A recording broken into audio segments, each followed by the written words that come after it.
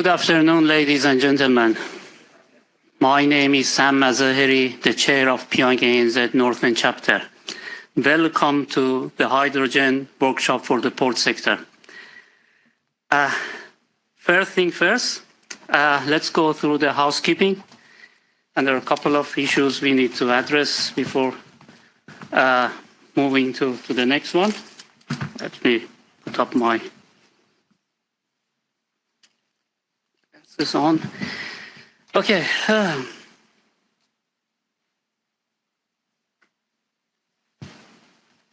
It's not working.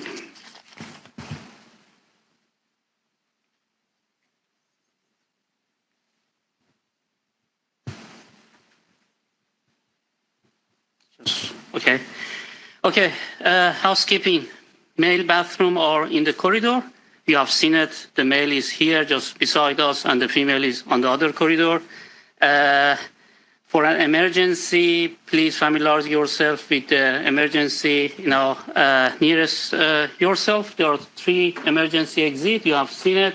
And we are here, so just familiarize yourself with the emergency exit.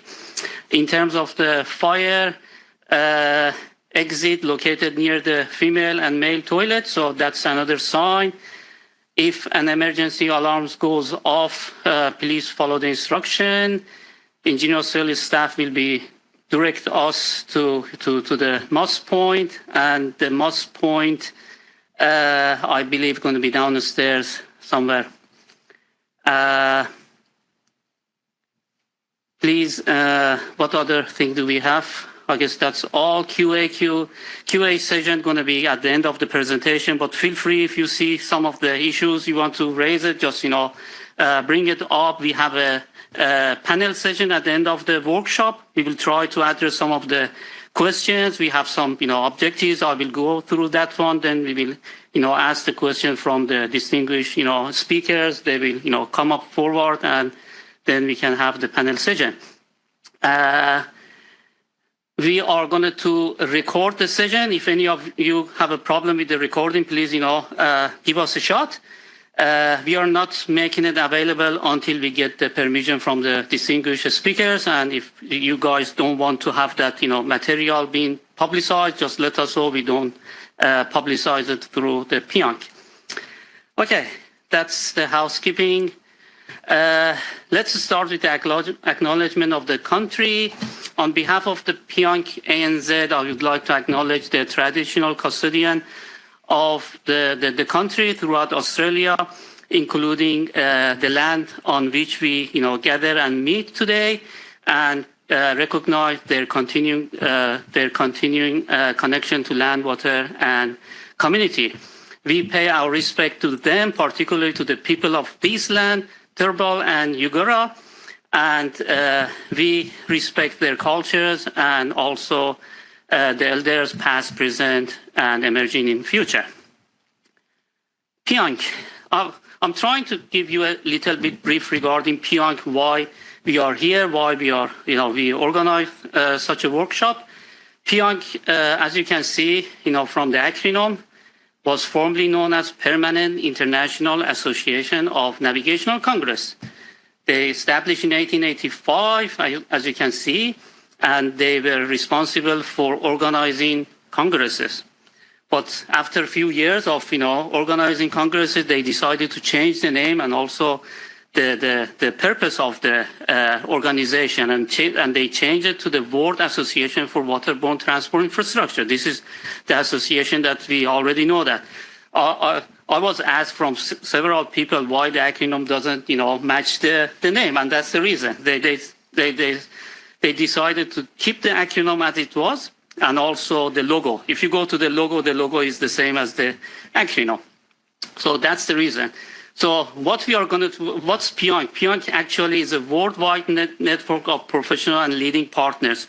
I can give you some numbers. We have 500 corporate members within the international PIANC, including port authorities and professional associations, universities, research centers, public and private sectors worldwide.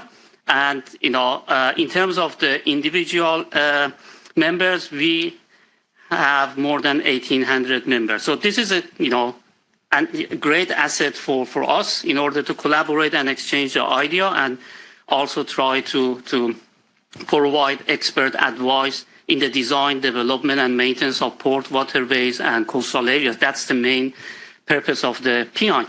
And you can see after 140, 150 years almost, PIANC still remains the leading international source for waterborne transport-related information in the 21st century. So you guys in the public, private sector, and consultant engineer have seen a lot of guidelines in the different area of the PIANC. And the question is going to be how we are providing expert advice. The main core is through our guidelines. And if you go to the PIANC website, you will see we have more than 200 published guidelines. And at the moment, there are so many working groups active to either upgrade the guidelines, the existing one, or just provide a new one. And, for example, just to name a few, the new guideline regarding the snapback hazard issue and how to address that one is a new working group. The facility for the hydrogen is another one that, the terms of references has been, developed, and nomination for calling international experts to join the working group is going on, and the working group going to start. So this is one of the areas that PIANC going to tackle, and I guess that's the purpose that we are going to have that workshop and have that, idea being exchanged among the port operators and consultant engineers and the government policy that we can, integrate together. How PIANC develop that expert advice and develop the publication? There are 4 commissions, as you can see, maritime navigation commissions, with the acronym of MARCOM, which deals with the port and, coastal and waterways. Then we have Inland Navigation Commission, which, deals with the, internal navigation, like, rivers, the facilities, the marinas.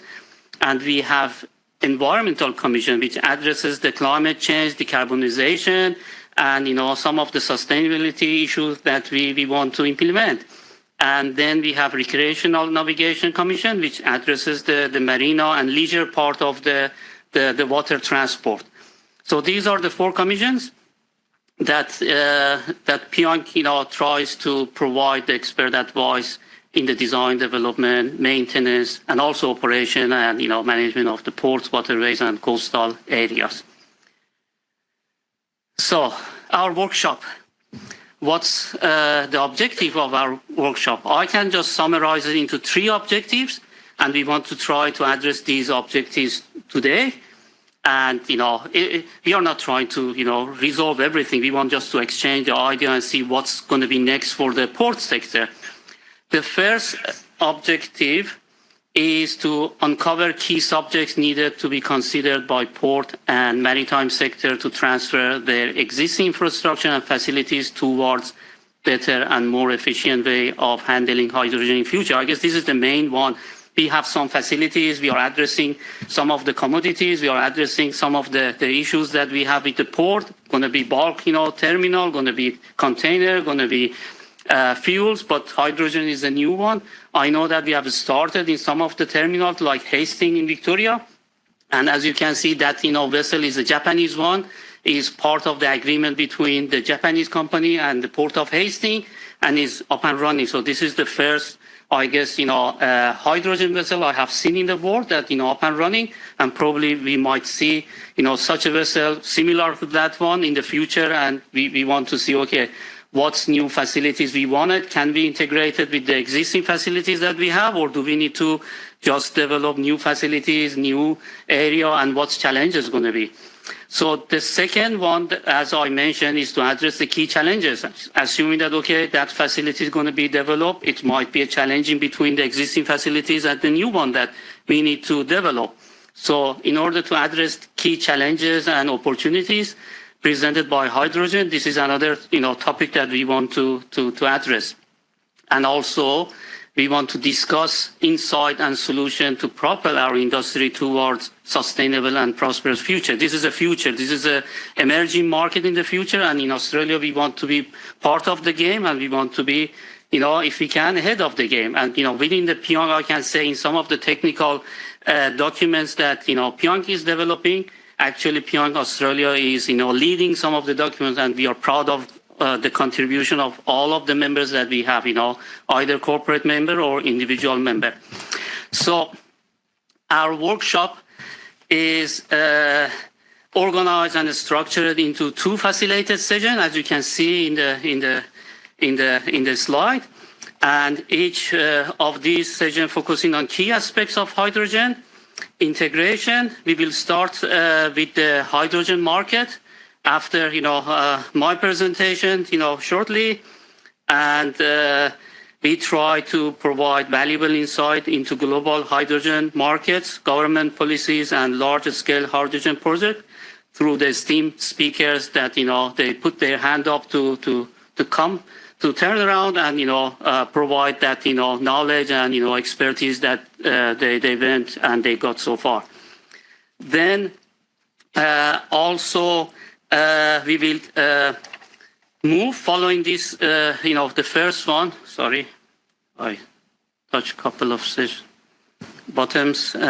Following this, we transition to the port perspective session, which, where we shift our focus to the development of existing port infrastructure and explore the challenges and opportunities associated with future fuels. The first session will be run by Andrew Cotto, and the second one will be run by, Michael Cow.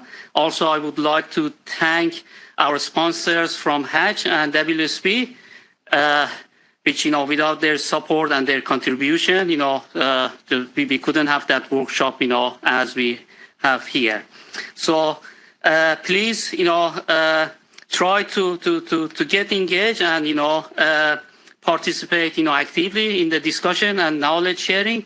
And also, you can ask questions when, as we move on.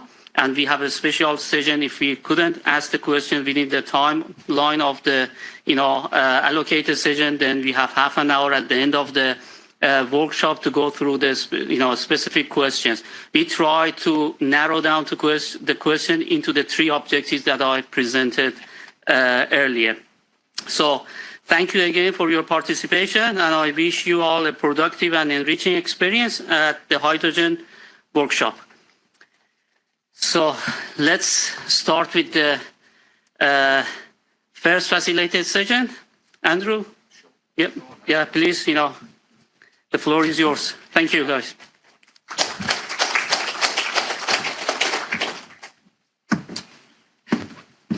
All right. Thank you, Sam. Alana, we may need to bump you up to the first spot. You were born ready for this. We're just waiting for Pooja to join from the States, actually. So Michael's off trying to sort that out. So maybe we might start with you, Alana, if that's okay. Just a couple of things, just from a schedule point of view. Obviously, we've got a number of presentations, so apologies for any stares, glares, or anything like that to keep things moving along. Questions, so people can hear online. If you do have a question, just let us know. We'll run a roaming mic around so that it can go through the audio system so everyone can hear online. So just raise your hand. All right. We're lucky enough to have Alana Barlow here today, who is experienced with business development executive in the hydrogen sector. Prior to joining the Department of Energy and Climate as Deputy Director General of Hydrogen and Future Fuels Division, Alana managed the National Hydrogen Department for a Japanese trading house with interests in energy, mineral resources, infrastructure and chemicals. Wow. Alana is an experienced company director for private and industry organisations, including the Australian Hydrogen Council. Prior to joining the hydrogen industry, Alana worked as an Australian commercial lawyer and a company secretarial professional in a variety of sectors, including power generation and infrastructure, the mineral resources and diverse international trade, in addition to generalised mergers and acquisitions for cross-border transactions. Welcome, Alana. Thank you. Thank you. You can tell that I've now got a wonderful engagement team that works with me and writes really good bios. So, look, thank you very much for having me today. As you can tell, I've got a diverse background in hydrogen, and I'm really excited to be talking to you about the export, essentially, of hydrogen and its derivatives out of Australia to the rest of the world. So I'm very new to government. I'm just shy of 3 months, so I'm going to have to be very careful about what I say, particularly because this is being recorded. So I will actually read these notes now that I know we're being recorded. But I think I've got some slides here for you. And it's also wonderful to see that we've got the Suiso Frontier up here, which is the Kawasaki vessel that was developed for the HESC project out of Victoria, which Sumitomo is a partner of, and that's who I used to work for. So I'm very familiar with this too. Let's see, am I going back? Keep going. I got this. Oh, I'm going to have to go through all these slides. Yeah, sorry, you never saw these. Seen some of those. That was a great deck. Here we go. Look, just before we start, I would like to acknowledge the traditional owners of the lands on which we're meeting today and pay my respects to elders past and present. I'd also like to offer the apologies of Minister de Brenny, who I know was supposed to be here to talk to you, but my phone is currently live streaming the debate that's happening in Parliament at the moment. Some very important bills in front of Parliament that I'd like to talk to you about. We've got the debate of the Renewable Transformation and Jobs and Energy Bill and the Clean Economy Jobs Bill on at the moment. They're really important next steps in Queensland's energy transition. And the Renewable Transformation and Jobs Energy Bill, I need it written down because I can't remember what it's called in that order. It's specifically developed to help increase the amount of electricity generated in Queensland from renewable energy sources and to help support and coordinate the augmentation of the national transmission grid to accommodate increased generation of electricity through renewables and provide support and advocacy for workers in the energy industry and communities affected by the renewable energy transition.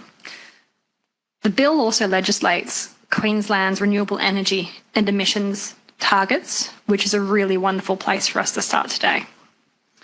Now, Queensland has set emissions reductions targets of 30% below the 2005 levels by 2030, 75% below by 2035, and of course, net zero by 2050.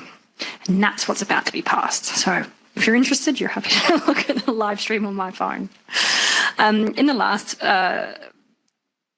latest release of federal emissions data, which was released on Friday last week for the year 2022, you might not have noticed, unless you read that data on a regular basis, but you might not have noticed that Queensland has actually already hit 35% emissions reductions on its 2005 levels. So we've already exceeded the 2030 target by 8 years. 8 years, yeah. So it's a really excellent position and achievement for Queensland, and it helps us along our journey to continue towards those decarbonisation targets. And we won't stop there as a state. But why does it matter? It's simple. It's because a decarbonised economy keeps the state competitive domestically and globally. It helps create new job opportunities, generates new investment, and it helps diversify our regional communities. And of course, it has environmental benefits for our future generations. While the 35% reduction in emissions is a start, we know that the harder to abate sectors are on the horizon, with work on all paths to net zero required to keep progress on those emissions targets on track. With the shipping industry accounting for 3% of global emissions, there is much work to be done in powering that sector too. And that's where our efforts to increase the availability of renewable energy and sustainable fuels are so important. And it's why the Queensland Government has made and continues to make such strong effort in this space.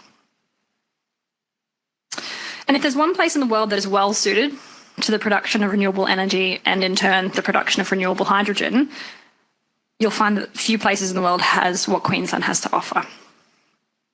Back in 2022, the department, which was previously called the Department of Energy and Public Works, procured a report to understand the true potential for production of and export of hydrogen in Queensland.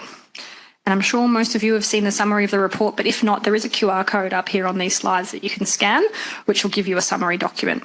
If you do want to see the total document, which is 1,000 pages, maybe a little bit over 1,000 pages.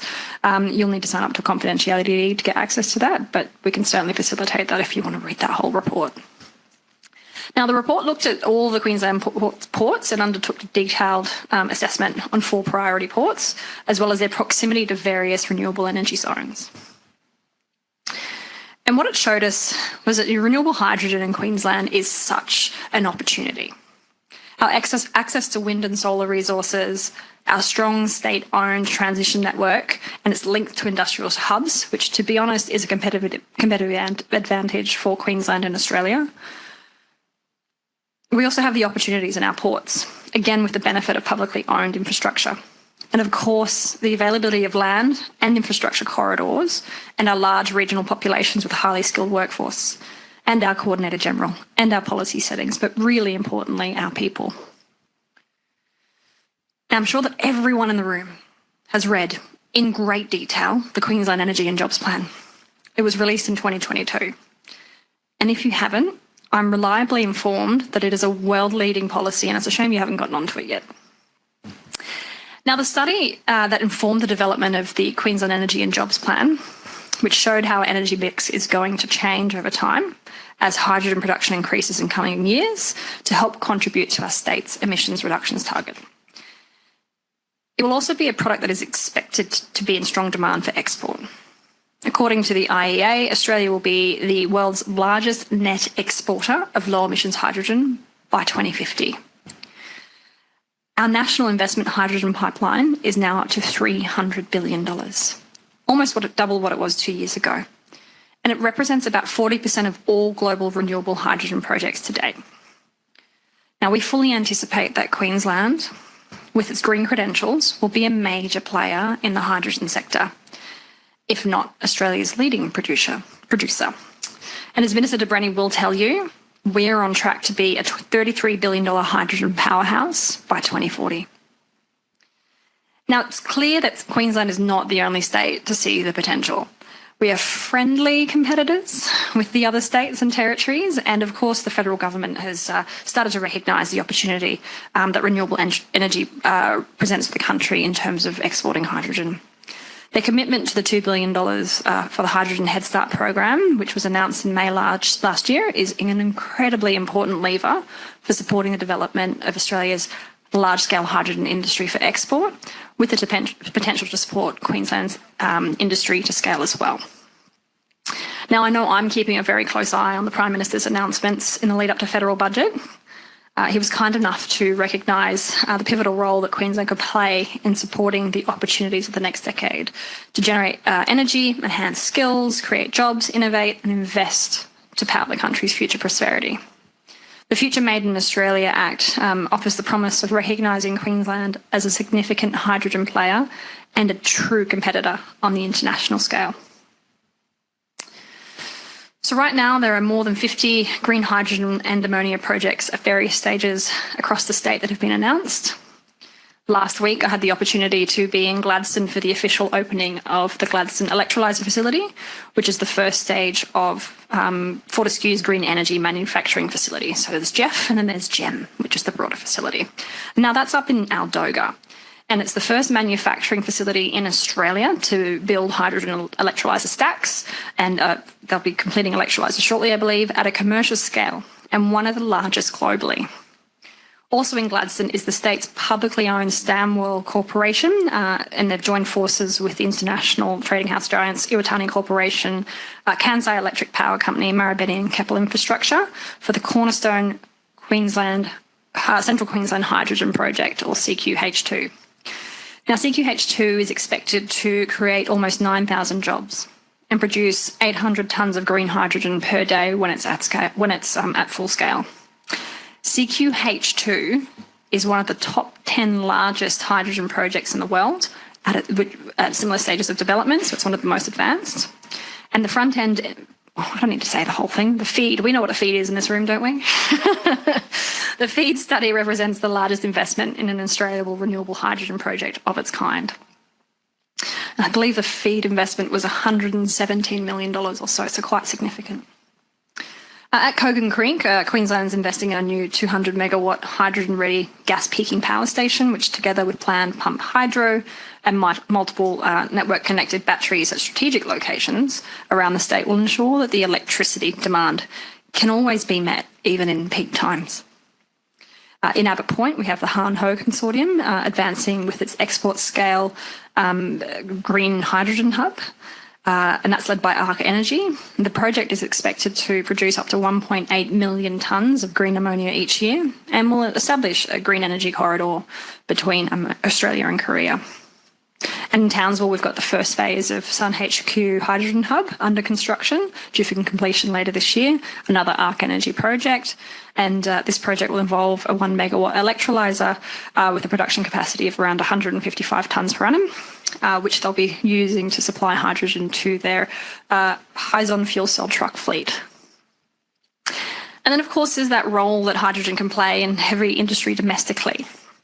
And that includes the Rio Tinto and Sumitomo Yaoen hydrogen calcination plant, which is the project I came from.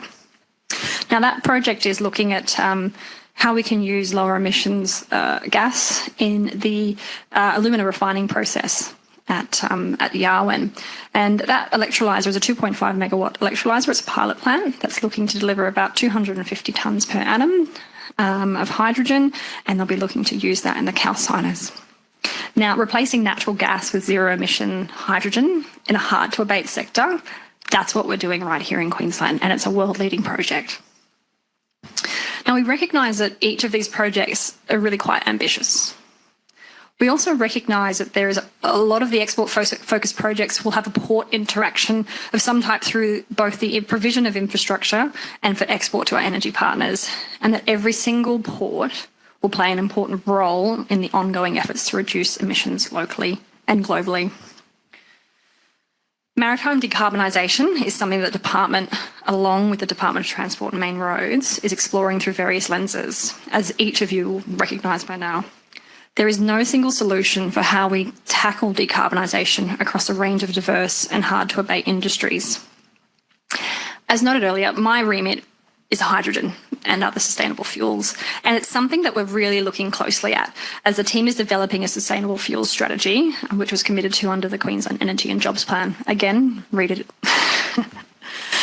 Now, we recently saw the MOU between Able Energy and the Port of Townsville to look at exporting green methanol from a new manufacturing facility in the region, which is also looking at exploring opportunities to establish marine bunkering facilities at the port, making Townsville a critical pit stop in an emerging green shipping network. Of course, we're also actively working with stakeholders on understanding what those green shipping networks could look like. In 2022, the department was introduced to the McKinney-Moller Centre, I never get it right, for zero carbon shipping. It's a not-for-profit independent research and development centre looking to accelerate the transition of the shipping industry to net zero. And just for reference, Sumitomo is one of the partners, so I've had my private side experience before government, I've had the pleasure of being able to work with the centre on some of their things. Now, in my role on the commercial side, I was working with them on their Australia-New Zealand Green Shipping Corridors feasibility assessment, and the government department that I'm in now was also working on that corridor and collaborating.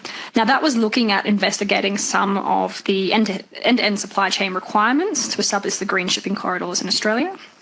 Some of you might have attended the workshop that was held at Parliament House last year in November, where we had the Maersk sensor flights of people from Copenhagen. And it provided a chance for industry to really look at the viability of a range of different green shopping corridors and examine the various elements of the value chain and look at the fuel types as well. Now, the Maersk Centre in their research take a look at the role of hydrogen-derived fuels such as methanol and ammonia as a marine fuel in a net zero world economy. To sum up their observations, methanol is the right now fuel. With the Anna Maersk vessel sailing its maiden voyage on green methanol last year and more methanol vessels on order. However, concerns around the scalability of the methanol industry owing to feedstock constraints is of paramount importance. Does the maritime industry need to be looking at a range of low carbon fuels, or put all their eggs in one basket? The answer is there's no single solution. And that is why green ammonia emerges as another maritime fuel. Its scalability, existing logistics corridors, and its green credentials. And we've got both of those in Queensland in projects, as well as the great proximity to Singapore as a bunkering destination. So I'm really looking forward to collaborating on those ammonia projects, those methanol projects in the future, and it's something I'm hoping to explore a little bit more in depth when I'm in Europe next month for the World Hydrogen Summit in May. If any of you have not been and you have a really keen interest in hydrogen, highly recommend going and also checking out the Port of Rotterdam. It's mind-blowing what they're doing for hydrogen there. So when we look at Queensland government policy and directions, Queensland is sending a very, very clear message to the world. We're committed to growing the hydrogen industry and embracing the opportunity of sustainable fuels more broadly. We're looking at creating a clear pathway to scale that includes bringing the community along and building social licence through engagement and building awareness. We're working to establish a strong legislative framework to create consistency and certainty for project development. We started with the introduction of the Gas Supply and Other Legislation Amendment Act, affectionately known as G-Solar in my team, and that's now commenced as of the 4th of April, actually, and that now permits the carriage of hydrogen through pipelines. We're also looking at the hydrogen legislation more broadly, and we recently consulted with industry on the next stage of regulatory reforms required to accelerate the hydrogen industry and reform priorities. We continue to look at project planning and how infrastructure such as our ports will be best utilised to deliver project efficiencies that encourage scale. And we will, of course, be releasing the next generation of our hydrogen strategy later this year. That will really set the scene for the next evolution of the hydrogen industry here in Queensland and hopefully help influence the other states as well. We're also expecting to see the National Hydrogen Strategy released next month, hopefully. And we'll see some great work come out of that, which will trickle some more movement, I think. In all, it actually is a really exciting time to be part of the hydrogen industry. And look, I'd like to thank you for your time today, listening to me. And I hope I've stayed on script enough to not get in trouble. Thanks. Questions? Any questions? Remember, I have to stay on script. Are there any questions online? Leanne and the guys in Port of Newcastle?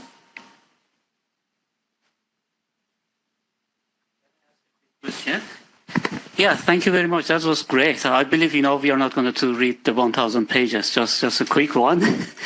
No, I don't have an official answer. Yeah, in terms of the volume, because that's the policy you mentioned, and the investment that is going to be done, and put in the hydrogen. My question is going to be from port, perspective. What's the volume, and what's the role of the port? Do you think in the in the outlook and into the strategy? Probably that's just one of the key thing that the port sector they want to know, and then the next one going to be how they are going to accommodate and what's the policy going to be. So if you look at the IEA's report and their net zero scenario, they're estimating 50 million tonnes of hydrogen by 2050 globally. Yep, per annum. It's a huge amount. You're making hydrogen and transporting it because there are other areas of the world that are not so blessed with renewables. It's a transportable energy. A lot of that 50 million tonnes is going to move through the ports. If 50 million tonnes across Australia, or is it just globally? Queensland? So what's the role of the Queensland in that market? That's a really good question, and that is something that needs to be led by the market. So you'll probably understand there's a variety of different international CFD schemes in the IRA, and in the US you've got a scheme in Japan being run by METI. You've got one in Singapore. There's a variety of those things ongoing at the moment. They're trying to attract hydrogen to their countries, and it's ultimately up to all of the different countries and in Australia's states to be more competitive to the others, to be more attractive to those markets. So from my perspective, from the government's perspective, we've got everything we need here to produce a significant amount of hydrogen for both domestic purposes and for international need. Yeah, thank you very much. Maybe just one more point on that as well. From the industry side of things, Alana, before government, the expectation was for an export project, the minimum volume of hydrogen would be about 300,000 tonnes per project. So if you had one project in a port, it'd be 300,000 tonnes you'd look to probably export. Excellent. Okay. Any last questions from the floor? If not, sorry, Leanne, I saw you came off mute, but we spoke over the top of it before you guys got in. Was there any questions from your end? We don't have audio. Okay, I'm sorry, we don't have audio in the room, but we'll fix that before the next time and we can take your question. Thank you very much, Alana. I really appreciate it. Cheers.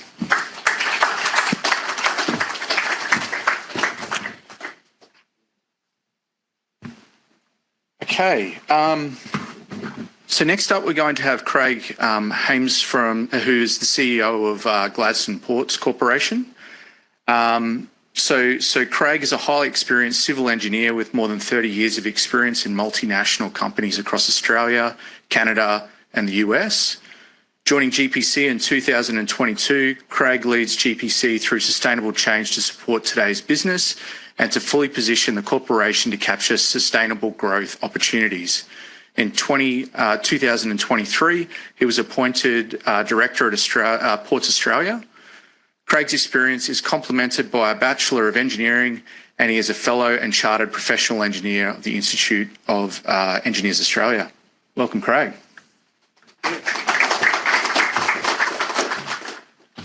Probably the easiest just to advance on the laptop, mate. Is that right? Arrow? Yeah, just the arrows. Yeah, no worries. I'm in a safe room then with all these engineers, right? That's right. Look, thanks for the opportunity to talk today. Appreciate it. And a lot of what Elena's touched on will lead naturally into what I'll talk about as well today. But before I jump in, I just wanted to not only acknowledge the traditional landowners here, the Turrbal and the Yuggera, but also the 6 traditional landowners that we have the honour of working with up and down the coast of Queensland. So we've got our Bylee, Garang, Tarabulung Balunga, Bunda, Durrumbal, Cubby Cubby and Bachala. And we're proud to work with them. And I'll talk a little bit more about what we do with the traditional landowners, because we're very much leading the port industry in the level of engagement. We are a government-owned corporation. So if you live in Queensland, you are a shareholder. That means you're my boss. Actually, you're my boss's boss, or maybe you're my boss's boss's boss. But the great news is that we all benefit from the gains of Gladstone Ports Corporation as a government-owned corporation. We are a thriving corporation. We're a progressive corporation, and we have been operating for 110 years. We have 4 ports that we look after, and you can see those up and down the coastline there. And it's a very busy port. We have very strong relationships with both Australian and international markets and customers. We are a massive gateway to jobs and prosperity for the region. And last year we returned to the state a dividend of $117 million. So that came back into the coffers of Queenslanders and was spent wisely by our shareholder ministers and government for the benefits of all in Queensland. We also have decades of experience with energy. We have been working with energy and products of energy for a very long time, so we're naturally ready for this next evolution of transition into renewable energy. Our experience and location is a great position for markets, and we expect by 2030 to be one of the leading hydrogen exporters for the nation. A little more about us. We are actually, besides looking after over 34 different products through 26 wharf centres, around 120 million tonnes per annum of trade, we're actually an operator. We have an organisation of over 750 employees, and we own and operate the 4th largest coal terminal in the world, RG Tanna. And that coal that we export provides 20% of the world's coal to make steel. So it's going to be there for a long time. We also own and operate our own quarry. And we own and operate our own quarry because we're an expanding port. And so we mine all of the range of products and we use it all in a very sustainable manner. We're probably one of the most sustainable quarry operators in the world because we use everything. We also own and operate our own 5 gold anchor marina. There's only a handful of marinas that have a 5 gold anchor rating in the world, and we're very proud to have a 5 gold anchor marina. And we also facilitate 25% of the world's LNG out of the Port of Gladstone. That's a changing dynamic world, but that's a substantial amount of energy. And then we actually do the pilotage for 1,900 vessels per year. So we have our own team of marine pilots, and they bring those vessels through 100 kilometres of channel that we maintain on behalf of the state of Queensland and the nation.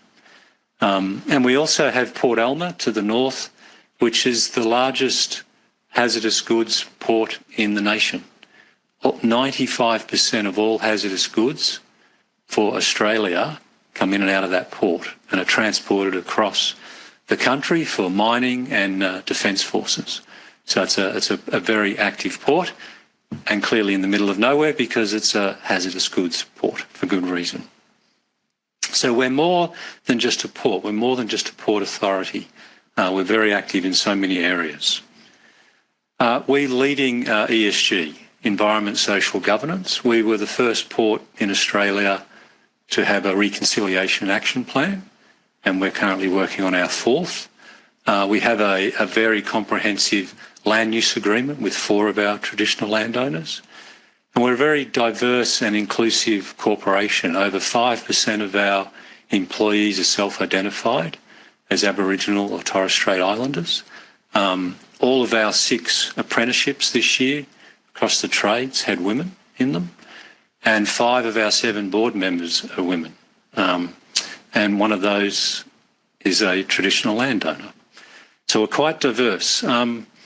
We've already achieved over 25% of decarbonisation in our ports since baseline. So we're well on track to achieve 30% in accordance with the Queensland Government targets. And that's fantastic when you consider the size of our footprint and how big our operation is. We contribute over $6 million a year back to the community, whether it's cash or in kind. We also look after, own and operate our own parklands on behalf of the community, over 65 hectares. So we have our own team of gardeners, which is an investment to give back to the community. And if you have the wonderful opportunity to come to Gladstone, come and visit the East Shores parklands, and you'll be blown away with what is available in the region. You saw this chart earlier from Alana, and it's certainly been on our forefront for many years. We've been being ready for this transition for quite some time, and Gladstone, being in central Queensland, and our other ports as the Central Queensland Renewable Energy Zone, as part of the Queensland Jobs and Transition, is certainly in our DNA, and we're well and truly ready for what's happening today and what's coming. Here's an example. This is the Clark Creek Wind Farm. It's one of the largest renewable energy projects in the Southern Hemisphere. It's 100 wind turbines. Clark Creek's about 400 kilometres north of Gladstone, and we're receiving the 7th load of wind turbines into our port this week. And each wind turbine comes in about 10 pieces. The blades are around 76 metres long, weigh about 22 tonne. They need their own truck with a police escort. And then the tower sections come in various sections as well, and they're up to about 5.5 to 6 metres in diameter. So each wind turbine needs 10 escorted trucks, 100 wind turbines, 1,000 escorts, and we obviously need to do that in the middle of night so we don't interrupt everybody else. So quite a logistical challenge, but certainly a massive one, and they've got 25 wind turbines up now on site, erected, and this is a 450 megawatt renewable energy project, so a fantastic stepping stone in that enormous journey we have to transition, as Alana talked about. So this is happening, this is real. And if you look beyond these sort of projects and we start to look at our port. This is a map of the Gladstone Port area. The blue shaded areas is where people live, with future growth for expansion. The salmon colour, if I got that colour right, that's port land, so that's land owned by Gladstone Ports Corporation or the state. And then the white area is the state development area that's been zoned for renewable energy. It's around 26,700 hectares, and it is the largest state development area for renewable energy in the Southern Hemisphere. So, put that in perspective. Here's an overlay on the Brisbane CBD. So you can see there towards the bottom, Logan, you can see the airport. So that gives you a perspective of what we're developing from scratch. Imagine if we had to redevelop that entire area of Brisbane. It's not something that would happen overnight. So it's a huge vision, and we're embracing it and moving on. It's so important that we set ourselves up for the future. The other couple of elements to highlight for our port is we're a deep water port. We're very protected and our proximity to markets is close. So we have some wonderful competitive advantages, and this area here is where one of the major renewable hubs for the nation will be. It's underway. We've actually commenced some very detailed precinct planning. So we have a dedicated precinct for renewable energy in the Gladstone Port. This area here has been underway for over a decade. And we're essentially reclaiming over 1,000 hectares of land. We already have our environmental improvement statements in place to do this work, to do all of the capital dredging, to capture this renewable market. And this renewable precinct is adjacent to the state development area for manufacturing of hydrogen gas and liquefaction to turn it into, whether it's liquefied hydrogen or ammonia or methyl cyclohexane. There's many different products. We're working closely with dozens of proponents who want to come to Gladstone and manufacture renewable energy. And as highlighted before, what's that volume? How much is it? We don't know yet, because every day it gets bigger and bigger. But it's certainly millions of tonnes per year. And when you look at the precinct planning, we've laid out a precinct plan here that allows for the future. It allows for different precincts within the precinct. Ammonia as a precinct. We already import ammonia. We already transport hydrogen through ammonia today at our port. We've got that zone for ammonia for those that want to transport it as ammonia. We have a zone for hydrogen, liquefied hydrogen. We have a zone for methanol, ethanol, green fuels, oversize, overmass, so we can cater for those big pieces of equipment that need to be brought in or taken out. Example being the electrolyzers.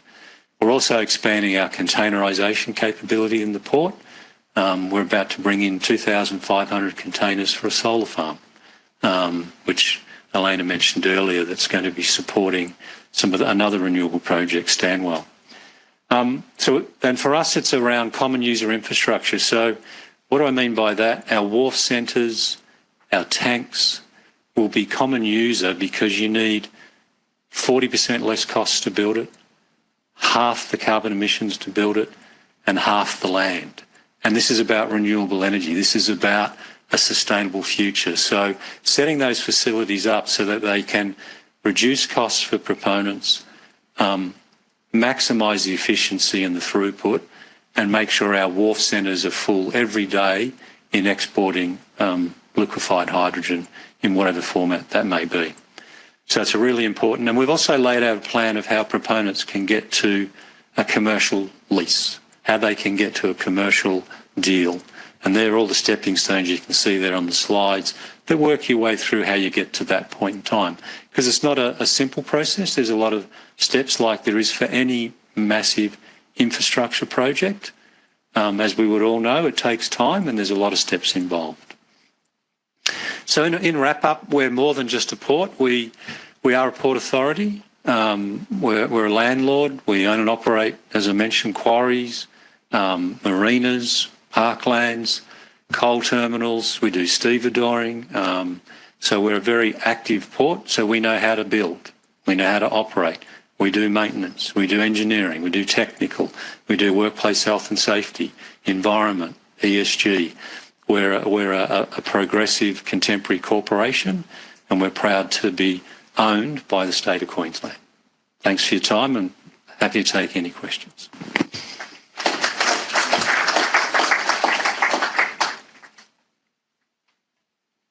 Any questions from the floor? If there is no question, Sam, you always have questions. I always have. That was, impressive. Thank you very much. You mentioned that you're already dealing with, importing ammonia through your port. So probably you already aware of what sort of facility, you need and what's the challenges going to be in terms of integration with other type of the port activities that you are dealing with. Yeah. Can you give us a little bit more details? What, how you do it? What's the challenges going to be? Yeah, that's a great question, Sam. Renewable energy, they will be major hazard facilities, which means they need to have very progressive safety cases, environmental plans, and good segregation. No different to the hydrocarbon industry today, LNG facilities, oil facilities, gas facilities. So we recognised that a long time ago. And so this Northern Trade Precinct, as we call it, or the Renewable Trade Precinct, is dedicated for renewable energy. And then we've laid out that precinct plan where we segment the activities, allow for that, the zones of potential issues, and make sure there's no conflict. So our precinct plan lays out common user corridors for roads, rail, infrastructure, and then dedicated areas that might be for ammonia or oversize over mass, so you can bring in oversized equipment, or hydrogen, or then we'll put biodiesel in a different location, ethanol, methanol. We've worked it close with all the departments of Queensland, so for the last year we've done detailed studies with common corridors, common access points, common user infrastructure, consistent with Queensland Government's policies. And that's allowed us to map this out so that we don't paint ourselves into a corner inadvertently. We've allowed for the next 50 years. We've got a facility here that we can expand to 1,000 hectares, a 2.5 kilometre wharf frontage, dedicated with up to 12 berths for liquefied hydrogen. I mentioned earlier we've got our EIS, our Environmental Impact Statement, approved to do all the capital dredging, to do all the reclamation. That's a 5-year journey. We have that in place, and so we're ready to move forward. And we have many proponents knocking on the door, and we're working very closely with Stanwell, as Alana said, who are one of the Head Start applications, and so we're working closely with them to ensure their success and getting set up for that next phase.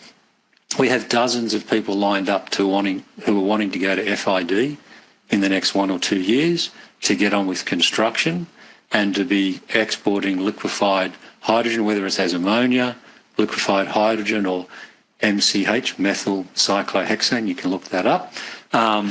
Many different products and different technologies, and we're catering for all of that. Yeah, great. My last question, do you use a shared facility or infrastructure for imported ammonia, or they just dedicated to the different type of the facility just for, that sort of product? Currently, the ammonia that's imported is for one customer. But as we look forward, the import-export, and there's going to be a lot going both ways to make ammonia or MCH, it'll be more of a common user infrastructure for tanks, loading arms, the shipping, the wharf frontages, how people, how people manufacture their products. That'll be different technologies, different proprietary processes. That'll be their own. And that'll be more out in the state development area, which has been sized for that capability. And then as you come in, common trunk lines, common tank farms, common loading areas. Because liquefied hydrogen, doesn't matter which way you make it, is liquefied hydrogen. Ammonia is ammonia. Methyl cyclohexane is MCH. But there's many ways to get to that end point. And so that's what we're focused on. That maximises the benefits to the state of Queensland to the economy, to the region.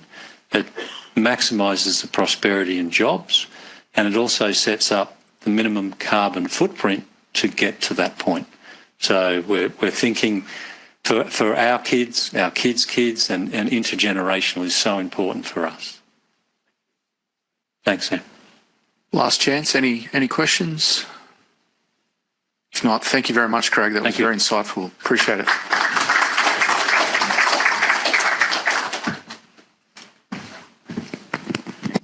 Okay. Next up is Claire Speedy from Energy Estate. Claire works with Energy Estate as Project Director for PIANC or North Queensland Clean Energy Project. Claire is responsible for overseeing the development of the clean energy hub based around Abbott Point and the Bowen area in North Queensland.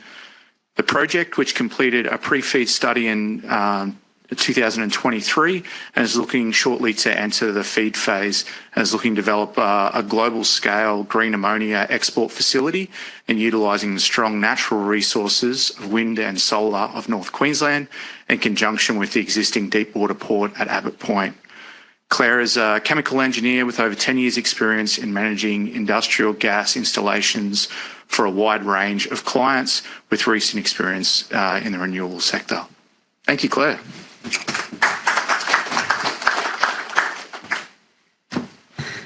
Thank you very much, and thank you for the opportunity to talk to you today.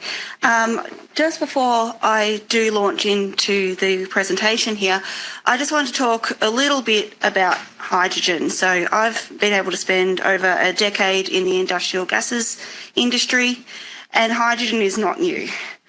So it's been managed and shipped all over the, well, manufactured and used all over the world, and here in Australia and in Queensland. And so we really have here some good knowledge about how to use the project. What we have now is the opportunity for scale.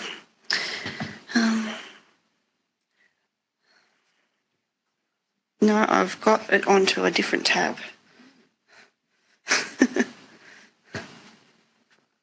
There we go. I would also like to make an acknowledgement of country, both of the traditional custodians here on the lands in which we meet, the Turrbal and the Jagera people, and for the custodians of the land on which our project is hosted, the Juru, the Jia, and the Iberia peoples. A little bit of an introduction to Energy Estate and who we are. I won't let you read that slide. The slides will be circulated later. But just to say that Energy Estate is an Australian-based development company looking at accelerating large-scale clean energy projects. We look at unlocking ecosystems. So we don't just go and do a single solar farm or a wind farm. We really look at the locations and the greater opportunity in those locations. And PIANC is a fantastic example of this, where we've already heard today about the fantastic resources for wind and solar in Australia and Queensland, and how that can be used to unlock an export opportunity here into the future. PIANC is a project which is being developed by Energy Estate alongside our development partners of CS Energy, Idemitsu and IHI, and we're really grateful to have them on board. We've already heard about the port GOCs. CS Energy is one of Queensland's energy GOCs, and having them involved in the project really gives us that deep insight into the long-term energy stability and aspirations for Queensland. IHI and Idemitsu are both Japanese organisations, and they are also a really integral part of our project.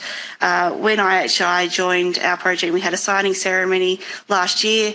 We were told the story that IHI were the constructor of Idemitsu's first trading ship well over 100 years ago. So within our consortium, we have really deep experience in Queensland energy markets. We have really deep experience in shipping with IHI and Idemitsu.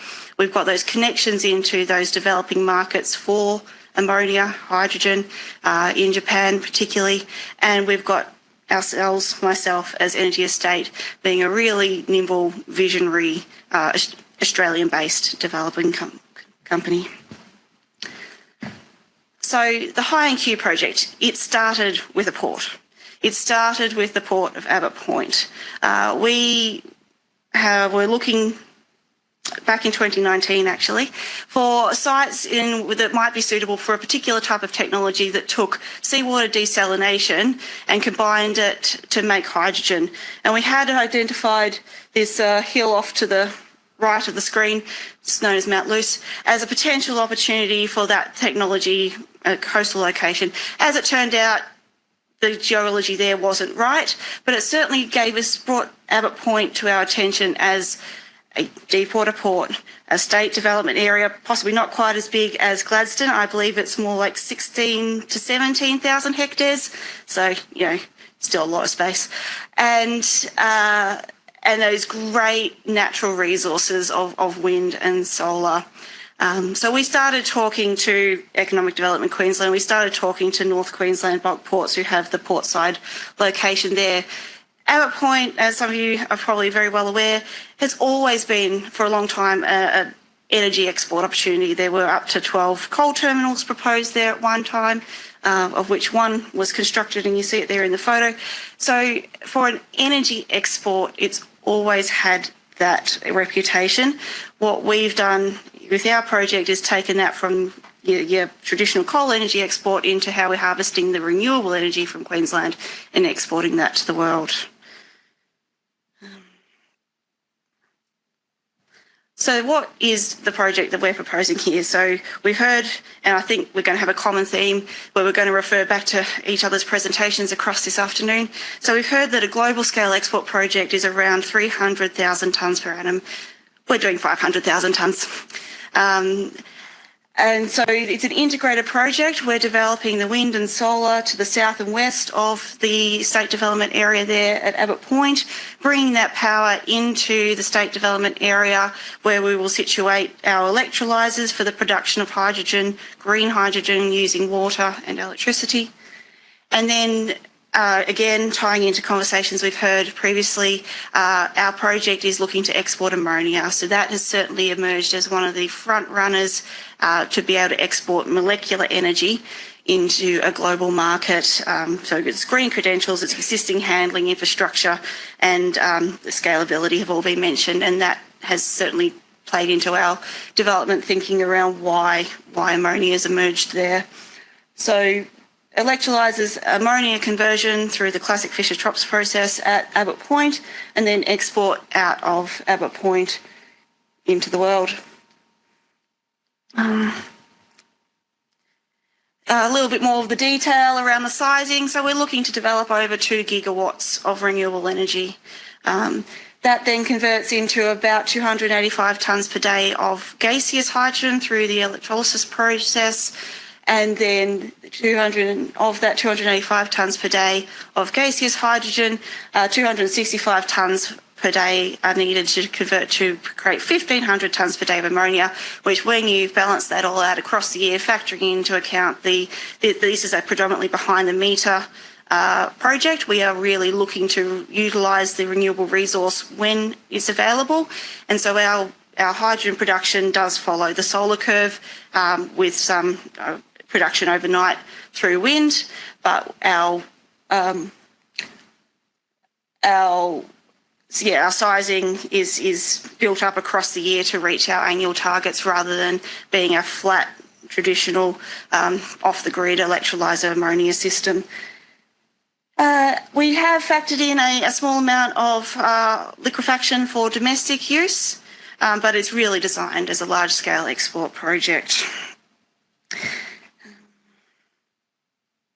What I haven't, unfortunately, included here on the slide, so I'll just let you know verbally, is that we're really targeting the 2030 timelines that globally we've been told. So particularly Japan, the contract for difference scheme released by METI, that's also been mentioned already today, is really targeting Japan to be able to import ammonia by 2030.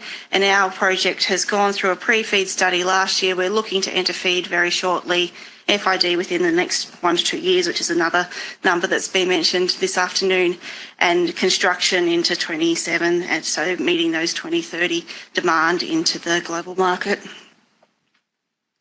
Another view of the project showing how it looks across the landscape with the hydrogen and ammonia production really within that Abbott Point State Development Area, and the solar and wind renewables stretching to the south and west of the precinct.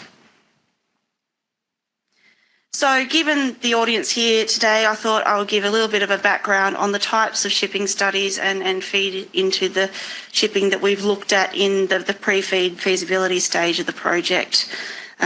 So for us, we're a single project here at the port, for a while. I'll get onto a little bit later a lot of the collaboration and government-driven initiatives that have popped up over the last year or so, which are fantastic for us. But when we started this project, we were really one of the only projects there. So we thought it was important for us to understand the trade-off between certainty, cost and timing of our preference of utilising common user infrastructure and existing infrastructure versus that understanding of what would be involved if we had to have our own sole project export solution. So to that end, we engaged eConnect out of Norway to do a feasibility study on a floating ammonia export solution that's been built off their previous LNG floating export solution work, and that we wanted to give ourselves the widest opportunity there for vessel sizing. So we have done that study based on VLGCs. And what that told us that yes, it was feasible in that area, that the costs, gave us some cost input into our project development. It gave us some numbers that, given our on-site storage sizing for ammonia of 30,000 tonne tanks, that we'd be looking at between 8 and 20 shipping operations per year, depending on the size of that vessel. So that gave us a really good background, and if you just hold that thought for a couple of minutes, I will then get on to where that thinking has progressed to. We also undertook a preliminary hazard analysis of the process precinct as a whole, including the ammonia storage vessels and export operations, and that very much is the early stage work leading into our major hazard facility licensing that was again mentioned earlier. And one of the things that we really like to highlight about Abbott Point and why our project is there is that one of your biggest risks is your ammonia plume, which is the image on the right, and the prevailing wind direction there at Abbott Point takes that, ammonia plume, in the unlikely event that there was a release, nicely offshore and not back into a really habited area. So for ammonia in particular, we really feel that Abbott Point is one of the best locations in Queensland and probably globally. And again, I've got a room full of engineers here, so I thought I'd give some nice layout drawings. So this one shows the how our electrolysers sit down to the south of the precinct, close to the nice incoming renewable energy. And then we've got our ammonia sitting much closer to the port on the lands owned by NQVP, so that our nice refrigerated ammonia at minus 33 degrees Celsius has the shortest distance possible to travel to get onto the ship. Also in our pre-feed study, we got preliminary layouts for both the electrolyser facility. So that's how you fit about a gigawatt of electrolysers onto a plot plan. And our ammonia facility, at this point showing the storage tanks within our ammonia facility, which probably leads me on nicely to, what's been developed since we started this process.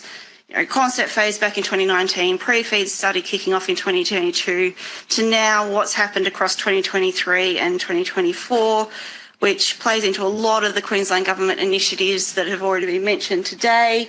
The most important one for us being Queensland Government's $8.5 million Abbott Point Activation Initiative. And this is a group of the government departments and GOCs that all have input into a master planning to enable a large-scale green energy precinct to be developed at Abbott Point. Enables our project hugely, and we're really proud to be part of this and one of the really early moving projects. And we're keen to give as much input as we can into these various departments to accelerate this process. But what this means is that we now have that collaborative approach to common user infrastructure being developed for Abbott Point. Lots of those other roadmaps and documents that have been discussed also play into why this location and why that means that we can bring on such great partners as CS Energy and the other international partners into this project.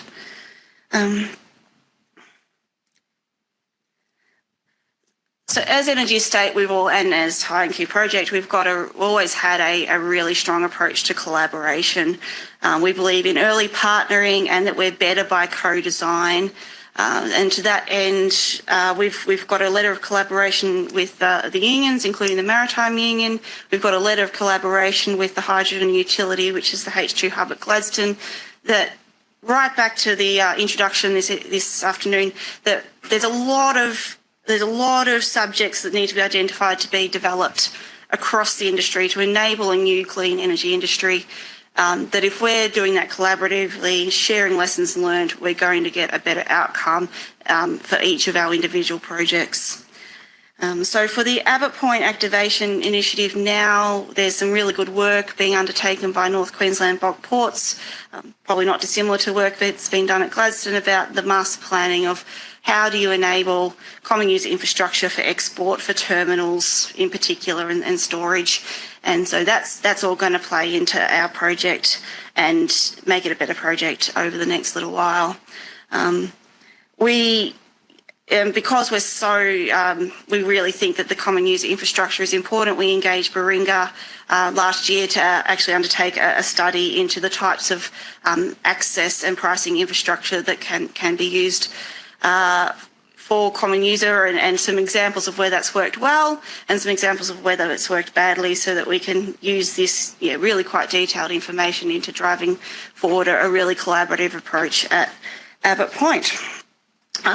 We've also done a lot of fairly deep thinking into the areas for our project specifically that common user infrastructure makes sense, and then equally what are the key areas of the project that need to retain within our consortium. And just to finish off, there's been some really great work done around the master planning for Abbott Point. Again, looking at those common user corridors, and so that's all now factoring into our decision making as we're going into FEED very shortly. So thank you very much for the opportunity this afternoon to talk a bit about the project, and happy to take questions. Sounds good. Before I hand the mic to Sam, does anyone have a question? Sure. There you go. Sure, mate. One of the nice. Steal Sam's thunder for once. There you go, that's a good one.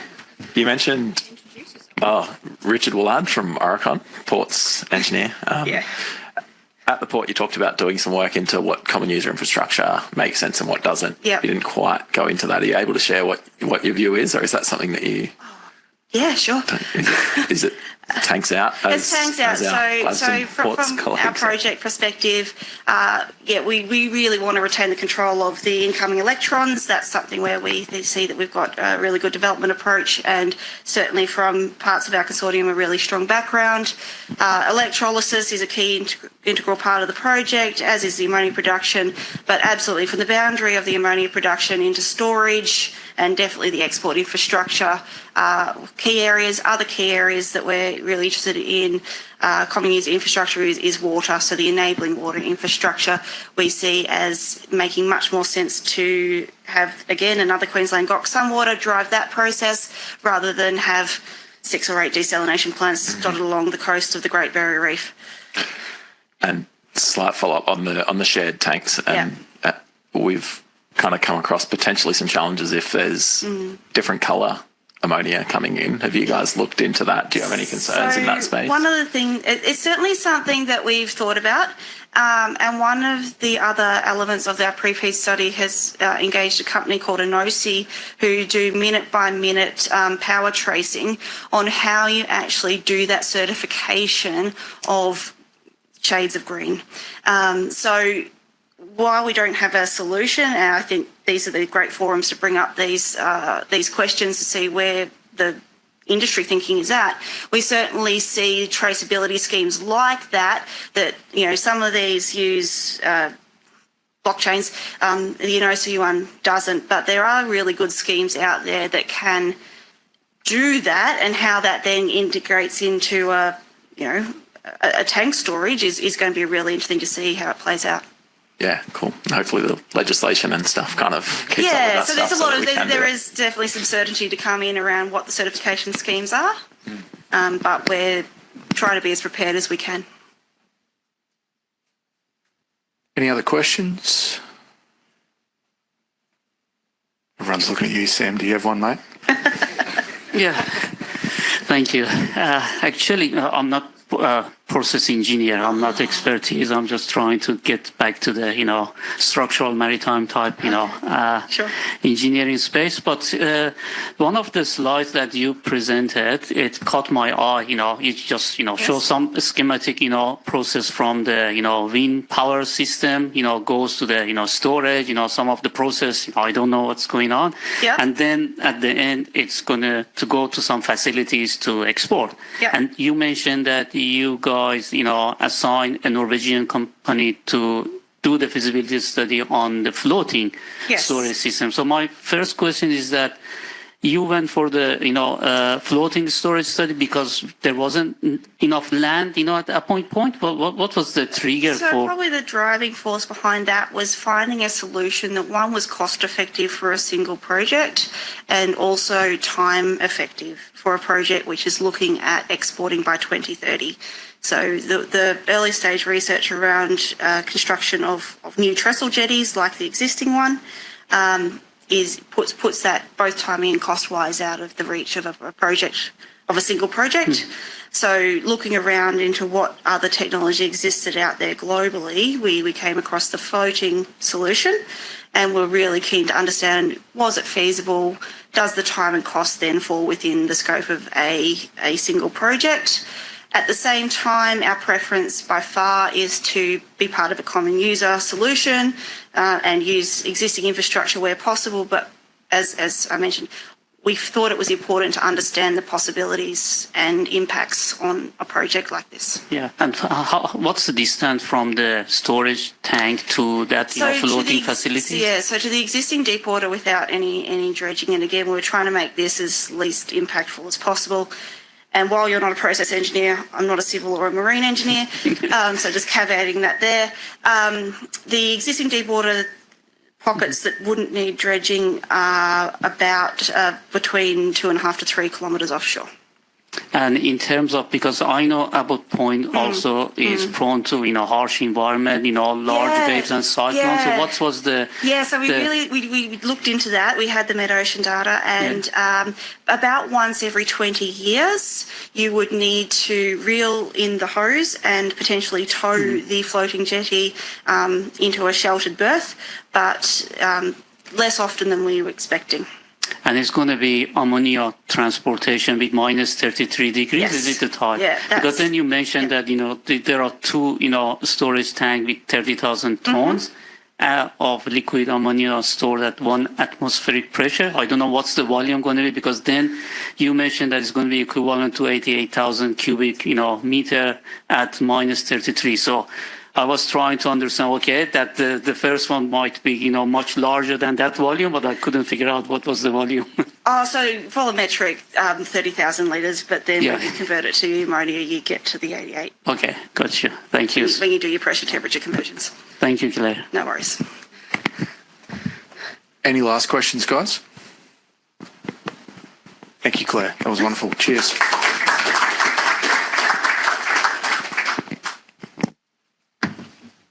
All right, we're going to try and go back to the top to Pooja. Hopefully you can hear us, Pooja. I don't know if you want to come off mute, just so we definitely got the room audio. Yes, I can hear you. Can you hear me there? We can, yeah. Thank you. Okay, brilliant. Let me just quickly go back up to your presentation.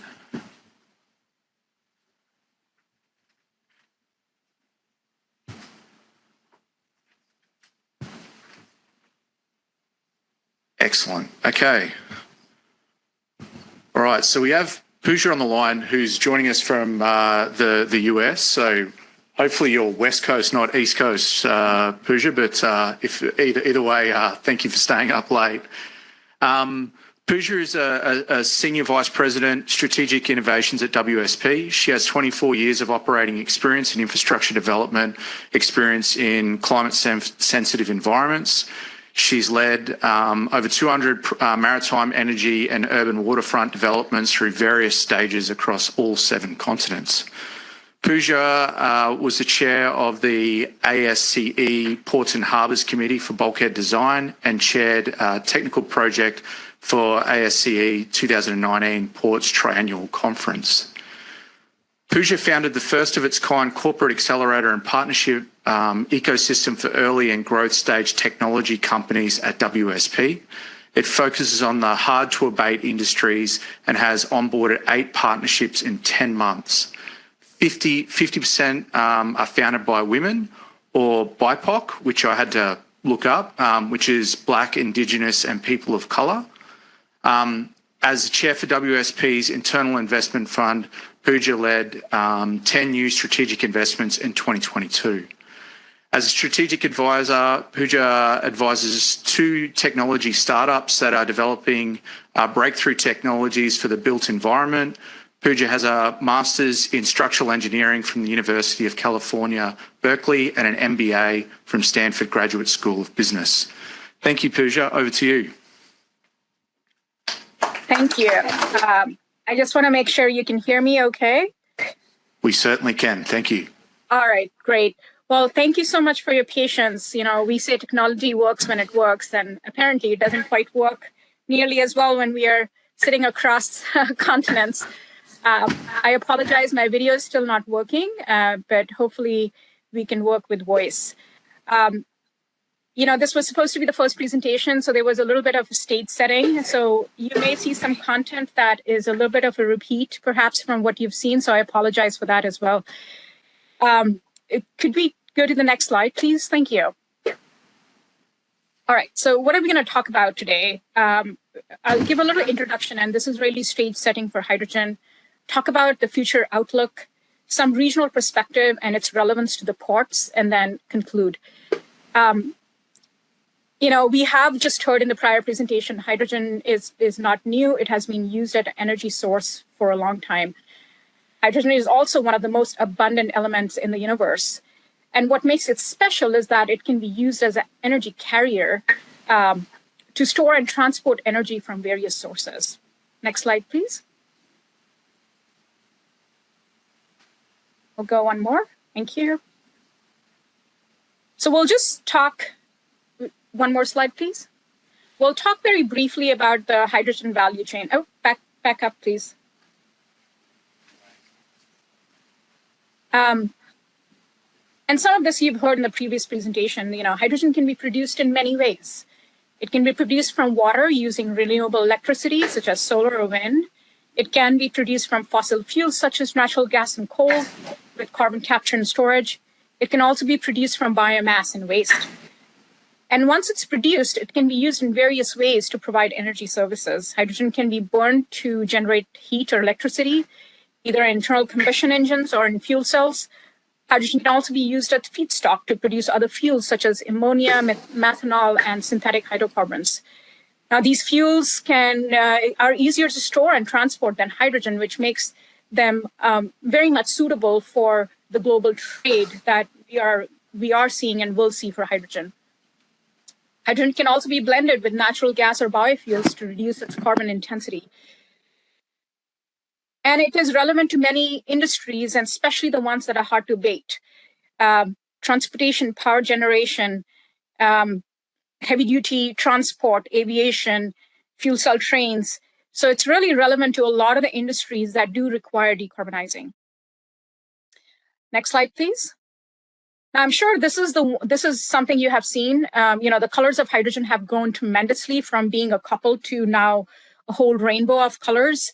Green hydrogen is, of course, the most desirable. It is generated from renewable energy sources to electrolyze water, and it's considered without emitting carbon, any carbon. So it is considered to be one of the most desirable form of hydrogen, closely followed by the pink, which is a relatively new addition of color to the broad rainbow of producing hydrogen with nuclear energy.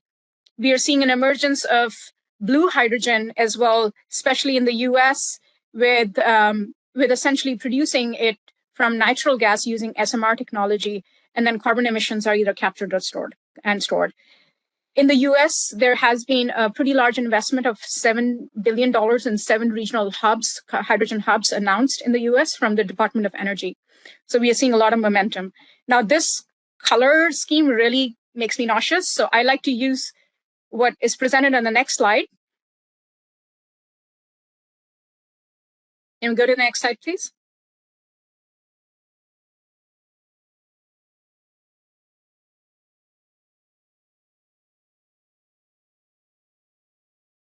Can somebody help me go to the next slide?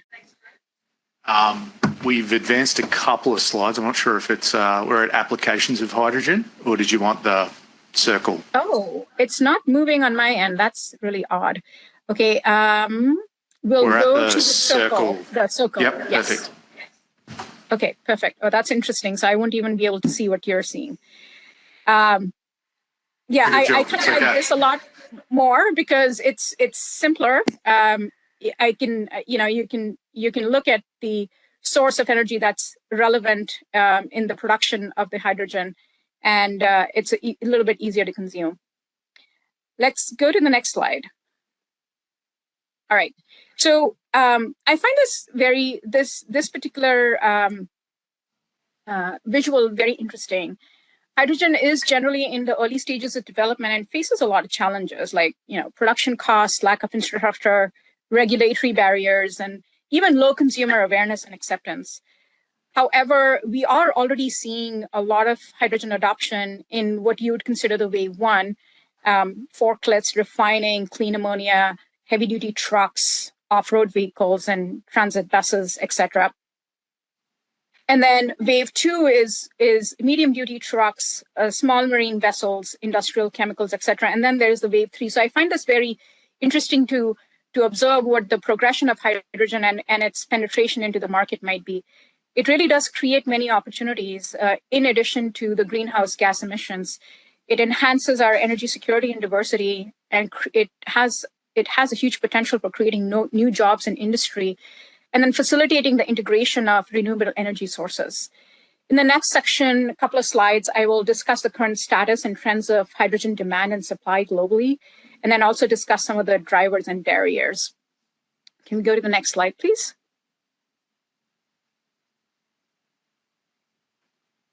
We're at the future outlook. Yeah, we're at the future outlook space. Yeah, that's good. Yep. Great. I'm just going to assume it's there. Yeah. The International Energy Agency, before I go into the, some of the graphs, et cetera, just setting a little bit of the stage, the International Energy Agency has really developed 4 scenarios for the future of hydrogen markets. And it's based on different assumptions, level of ambition, the pace and direction of innovation, and the degree of international trade and cooperation. And these are state policy scenarios, STEPS, renewable technology scenario, RTS, sustainable development scenario, which aligns with the Paris Agreement, SDS, and then net zero emission scenario, the NZE. So for purposes of the next couple of slides, we're really going to look at things from the lens of the sustainable development scenario, SDS, and then the net zero emission scenario, the NZE. Next slide. All right. According to, again, the IEA, the global hydrogen demand could increase from about 70 million tons to about 200 million tons in 2050. And that is under the sustainable development scenario, which aligns with the Paris Agreement goals. The visual that you see is really the demand projections based on the NZE scenario, which is a much larger growth compared with the 0.6% that we had in the past decade. The main drivers for this demand is really, like we talked about, the decarbonization of the end-use sectors, such as industry, transport, buildings, power, as well as, again, integrating the renewable energy sources. And hydrogen really has a potential of providing that low carbon alternative for the hard to abate sectors like steel, chemicals, long haul transport, etc. Next slide. Now, on the supply side, the IEA estimates that the global hydrogen production could increase to about 300 million ton in 2050 under the SDS scenario, and with the share of low carbon hydrogen will rise from 1 to over 75%. But under the NZE scenario, the demand could be as much as 500 million tons, which is what you see on the left. And on the right, it shows that actually a large share of that demand is going to be for the shipping sector. This really does require a massive scale-up of technologies such as electrolysis, carbon capture storage, biomass gasification, nuclear power, and also a significant reduction of cost and emissions. Next slide. I take it we are on the slide that shows projects. Is that correct? Yeah. Okay. Yep, that's right. So globally, and this gets outdated, I think, on a monthly basis at this point. So I apologize if this feels outdated because it is from about 2 months ago. There are about over 200 projects ranging from gigascale production projects, large-scale industrial use, transport project, and integrated hydrogen projects announced all across the globe. And majority of these infrastructure projects, and the majority of the infrastructure projects are for distribution and transportation, and these are planned in Europe. The main barriers for hydrogen supply growth are really the high capital and operational cost of low carbon hydrogen production. And it is the lack of infrastructure and standards for hydrogen distribution utilization, regulatory and policy uncertainties, and I'd mentioned earlier, the social acceptance and awareness is a challenge as well. All right, can we go to the next slide? We'll touch briefly about the regional perspectives and then talk a little bit about the connection to the ports, which honestly has been covered in the previous presentations really well as well. So let's go to the next slide. This is really a visual of the global network of hydrogen trade routes that are plans and agreements. It shows where the major export regions are and the import regions are. Some of the new routes that are in place or under development, the MOUs in place establishing trade routes, and then in the dash ones, it's really the potential trade routes explicitly mentioned in published strategies. Japan is a leading importer and consumer of hydrogen, aiming to become a hydrogen society by 2050. Japan adopted a basic hydrogen strategy in 2017, which really set out the vision, the target, and the measures to promote hydrogen across various sectors. And Japan also plans to reduce the cost of hydrogen to about $2 US per kilogram by 2030, and maybe as low as $1.50. Again, I'm speaking in US dollars per kilogram by 2050. Korea is also another major importer and consumer of hydrogen, aiming to become a hydrogen economy leader by 2040. Similar to Japan, they've adopted a hydrogen economy roadmap in 2019. And really what they plan is to increase the share of hydrogen in its primary energy mix to 5% by 2040 and reduce the cost by 2040 to a little over 50 cents per kilogram. Both Japan and Korea are actively pursuing international partnerships to secure stable and low carbon hydrogen supplies from overseas. Australia being a part of that export economy for those two countries, along with Canada, Norway, Saudi Arabia, and also the US. Amongst the exporters, Germany is a leading exporter and producer of hydrogen, and it too adopted a national hydrogen strategy in 2020. They are planning to install 5 gigawatt of electrolysis capacity by 2030 and 10 gigawatt by 2040 to allocate 9 billion euros of domestic hydrogen development. And and about 2 billion euros for international hydrogen partnership. I'm in North America in the US, and US and North America is expecting to play a significant role as a hydrogen exporter as well, particularly in the short term. There is, as you know, plenty of low carbon renewable energy sources here, and therefore the capacity to provide that low carbon hydrogen is immense. The region currently holds over 50% of the global upcoming hydrogen carbon production capacity, low carbon production capacity. And if we had to learn something from the regional's history of exporting LNG, its position to potentially repeat this success with hydrogen is pretty high. Some of the main destinations for exports from US would be Japan, Vietnam, Korea, Germany, particularly Vietnam, Japan, and Germany are the growing markets. In case my assessment of Australia is inaccurate, I do apologize in advance. But clearly, Australia is an emerging exporter and producer of hydrogen.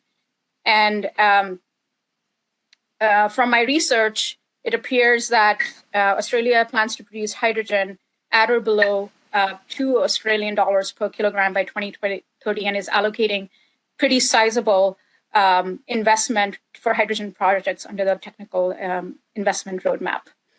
And clearly, there's been a lot of demonstration projects and pilots, and we heard about the H2 Hub Gladstone already, and then the Asian Renewable Energy Hub and the Hydrogen Park South Australia. Next slide, please. Now, hydrogen, ports have a really important role to play over here. And just by way of example, the Port of Rotterdam, which aims to become a leading hydrogen hub in Europe and has several initiatives and collaborations underway, such as the H2 Gate project, which will create a large-scale value chain for import, export, and transport of green hydrogen from overseas sources to Northwest America. Similarly, the Port of Los Angeles in the US, which is part of the Zero Emissions 2030 initiative, seeks to reduce greenhouse gas emissions for port-related activities by 87% by 2030. And the port is developing and deploying hydrogen fuel cell trucks, buses, drayage vehicles, and as well as hydrogen refueling stations. Port of Kobe in Japan, which is part of the Hydrogen Energy Supply Chain Project, aims to establish the world's first international hydrogen supply chain. The project will produce hydrogen from brown coal, and which I understand is from Australia, and transport to Japan using the liquefied hydrogen carriers. Now, I put this image on the right to kind of give a recent example of the Port of Antwerp. Recognizing that there's not enough wind or solar energy in Belgium and Western Europe, the port is positioning itself as an import hub for import of hydrogen from other export economies. And you can see the regions that will become exporters for the Port of Antwerp if this vision was to realize. The reason I present these examples is because it's just to share the importance of ports and port infrastructure and its vital role in the global hydrogen market and the contribution to the energy transition and decarbonization of the maritime sector. Next slide, please.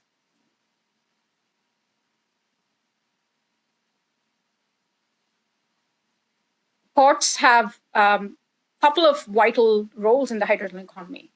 It's in the production and supply as hydrogen hubs, in the transport and distribution of hydrogen, as well as its production and storage. And as a consumer to decarbonize their own operations and transport to end users in various sectors. Now, this is a bit of a segue, but perhaps a topic we don't talk about enough. Green ports are the future, and they will be necessary for the port's economic viability. As Europe and other countries roll out more regulation that require disclosure and reduction of carbon footprint for consumer products, the manufacturers will look for green shipping corridors to minimize the carbon footprint resulting from transportation. And hydrogen is an important lever for the decarbonization of our shipping and transportation corridors. Next slide. So really, to conclude, hydrogen is one of the most abundant and versatile energy source. There is a growing global hydrogen trade economy with some clear export and import leaders. The projected demand is huge given the applications and the benefits of hydrogen in various sectors. And ports are really a vital part of that global hydrogen economy. It is not easy. There is certainly a lot of challenges that the ports will face, but it is an exciting time with tremendous opportunity for almost all regions. Thank you.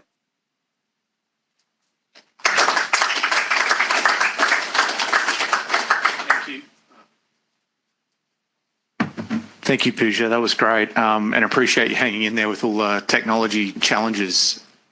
Any questions from the room?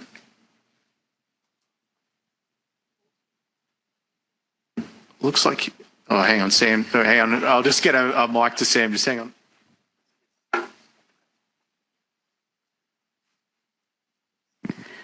Thanks, Pooja. That was impressive presentation.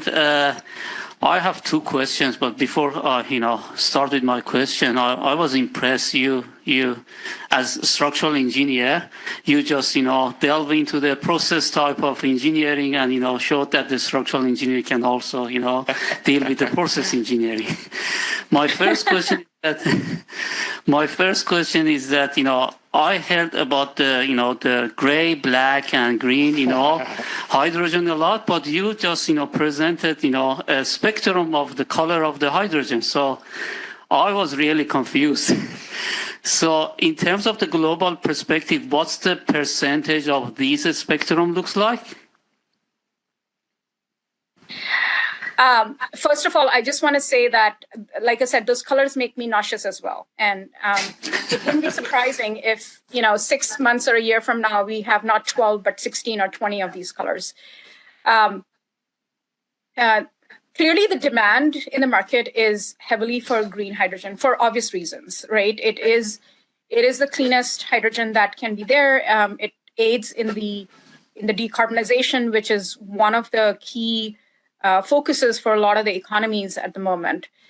I'll have to get back to you on the percentages, but in the US at least, we are seeing both an emergence of green hydrogen as well as the emergence of blue hydrogen.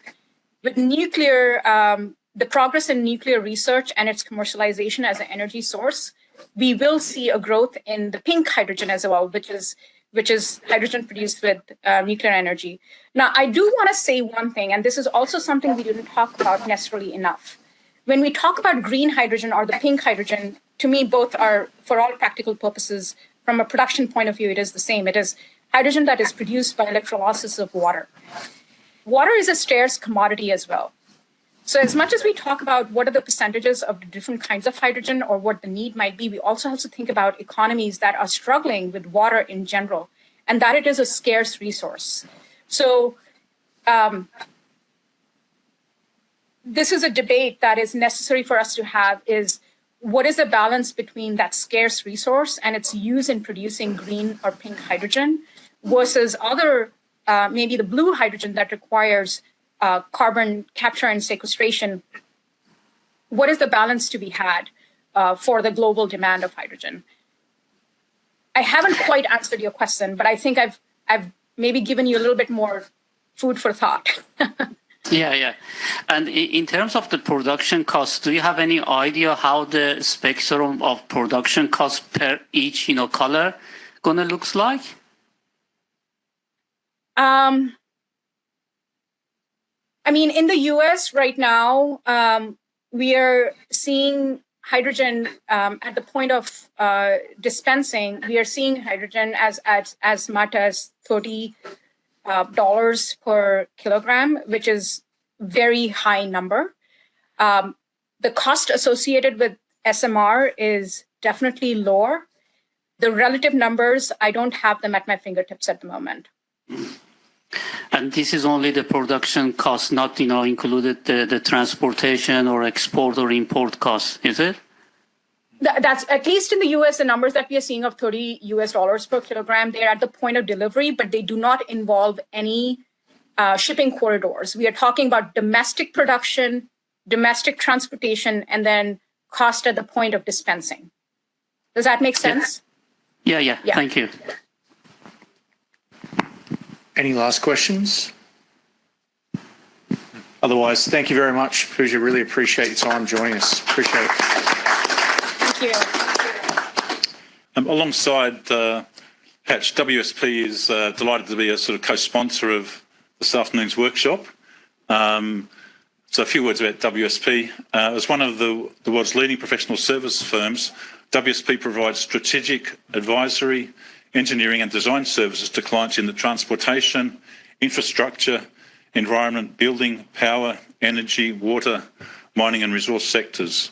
Our trusted professionals are united by the common purpose of creating positive and long-lasting impacts in the communities that we serve through a culture of innovation, integrity and inclusion.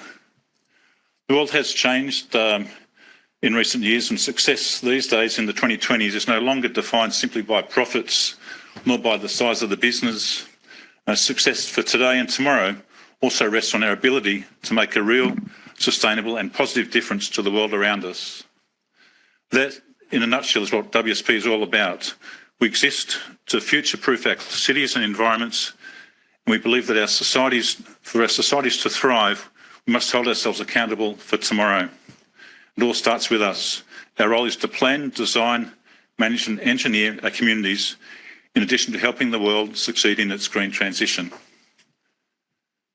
As I say, we're delighted to be a sort of co-sponsor of today's event, and it's my pleasure now to introduce our next speakers, Richard Woolard and Mike Sudmalis from Oricon. So thanks for joining us. Richard is a structural engineer with over 15 years' experience in the planning, design and construction assistance on infrastructure projects, particularly in the ports marine industry. In the last few years, Richard has worked on a number of green hydrogen export studies for clients from Gibson Island to Abbott Point, considering the potential capacity and technical constraints on port infrastructure. A few words about Mike. Mike is the Global Process Systems Leader within Oricon. His team focuses on the design of hydrogen and hydrogen derivative plants, as well as terminal infrastructure. Oricon's expertise spans into other energy resources and manufacturing sectors, all of which play a key part in enabling the energy transition.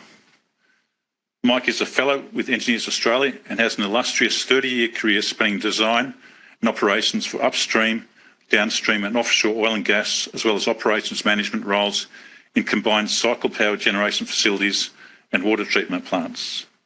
Over to you, Richard and Mike. Thank you.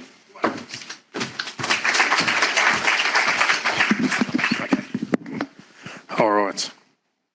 So I'm Mike, and my illustrious colleague Richard. And I don't like getting tied to a lectern, so I'm going to end up having to walk around. So it might be a little bit different for everyone.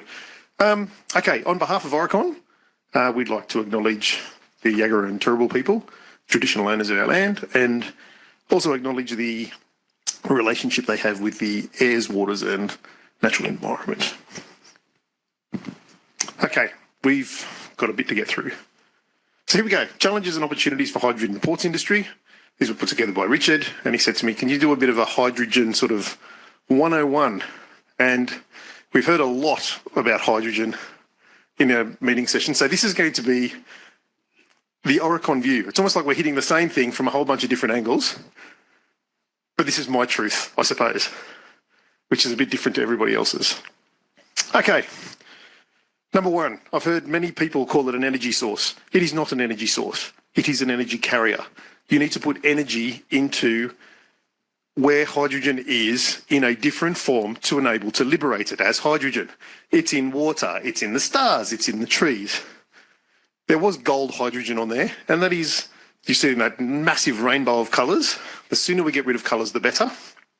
But in order to liberate that hydrogen, what we need to do is put energy into the system to enable it to transform that energy into something that can be carried. And in this forum, what can be carried on a boat through a port. Okay? It's abundant, but we can't really get hold of it, right? It isn't readily available. You need to put energy into it to get hold of it. So when you burn it, or when you do something with it, it is clean. It does provide a clean release of energy. But that doesn't mean the source of that initial energy to make it a carrier was clean. Okay. If you have questions, just yell it out. You don't have to wait till the end. So we've heard, when we saw one of the things in one of the previous presentations, all the things hydrogen can do, right? I've heard it called the Swiss Army knife. Hydrogen is the Swiss Army knife of the energy transition. It can do everything, right? Would you use a Swiss Army knife to do open heart surgery on someone? Right, Jack? You wouldn't, right? No. So, just because it can doesn't mean that it should. There are better things that can solve some of the decarbonisation problems than hydrogen. And if that is the case, you use it. However, there are things that cannot be solved in the energy transition without hydrogen. It's the only way you can do it. So it has a part to play, and a very large part to play. So for this forum, I'm going to do a bit of a chat about MCH, which is methyl cyclohexane, liquid hydrogen and nitrogen as the hydrogen carriers, the things that this forum may put onto boats to facilitate the energy transition. Okay? Note, I haven't started talking about methanol and synthetic methane and all those things that are used as genuine kind of combustion fuels for some of those things like aviation and shipping fuels, blah, blah, blah, blah. We're talking about energy carriers. Okay. I'll go a bit faster now. There's some colours. The only point of this slide was we need to get rid of colours and into emissions intensities per kilogram of hydrogen or hydrogen product. And the world's going that way. The sooner we get rid of those crazy colours, the better. Yeah? Okay, so size of the prize and in a local context. Who's seen this? Yeah, good one. Yes, all right, but still that's not as many as I would have anticipated. Right, April 23, Net Zero Australia. Fantastic piece of work that's been done by the University of Queensland. Actually, I've got the people's happy faces on here. Look at that. Right, University of Queensland, I think it's one of the US universities, Princeton, University of Melbourne and a few other odds and sods, right? What these guys did was figure out the way that Australia can decarbonise the energy footprint within the nation and also eliminate fossil fuel exports. That was the drive. What would it take? Where does it go? So we heard, Queensland's going to be an energy superpower, right? These guys showed how. Fantastic piece of work. Not done by Oricon, by the way. Oricon was not involved in this. This was a purely academic paper, okay, done by academia.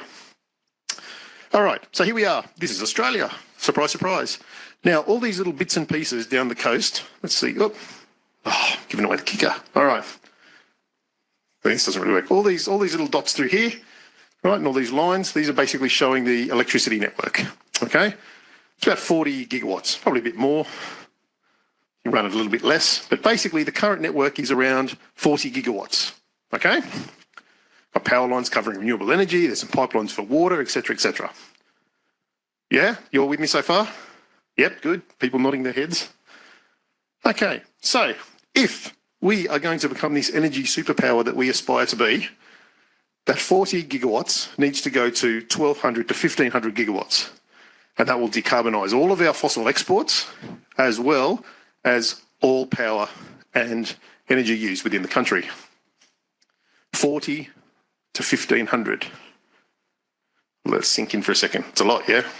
That's a lot. Where do you get it from? There's these renewable energy zones up here, okay? Co-located wind and solar, massive hubs. I mean, look at the size of that against Tasmania, right? It's huge, right? Massive footprints. So, 1,500, is that feasible? Is that real? Interestingly, China will have 1,200 gigawatts of renewable energy installed by the end of next year, right? Can it be done? Yes, it can be done. China, though, is an outlier. China has more renewable energy. I mean, they're number one, right? Number one in the world. They have more than the next 7 countries combined. Okay? They are the outlier. But it can be done. And they've done it in record time, right? So the types of power that we need to facilitate this energy transition is now already up and running, or will be up and running in China by the end of next year. Okay.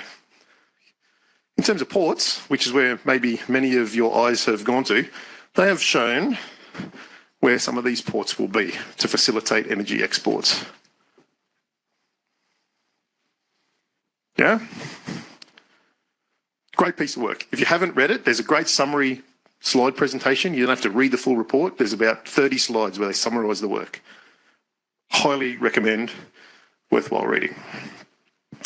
Okay, so that's the kicker. How much is it going to cost? They did some economics on it as well. And to do the economics, they ran a whole bunch of different cases. There's a reference case. That's kind of what we do now. And then the other cases are around how you facilitate the energy transition. Energy Plus, which is like, full bolt renewable energy with no constraints. Then there's the that was electrification. Then electrification and renewable energy.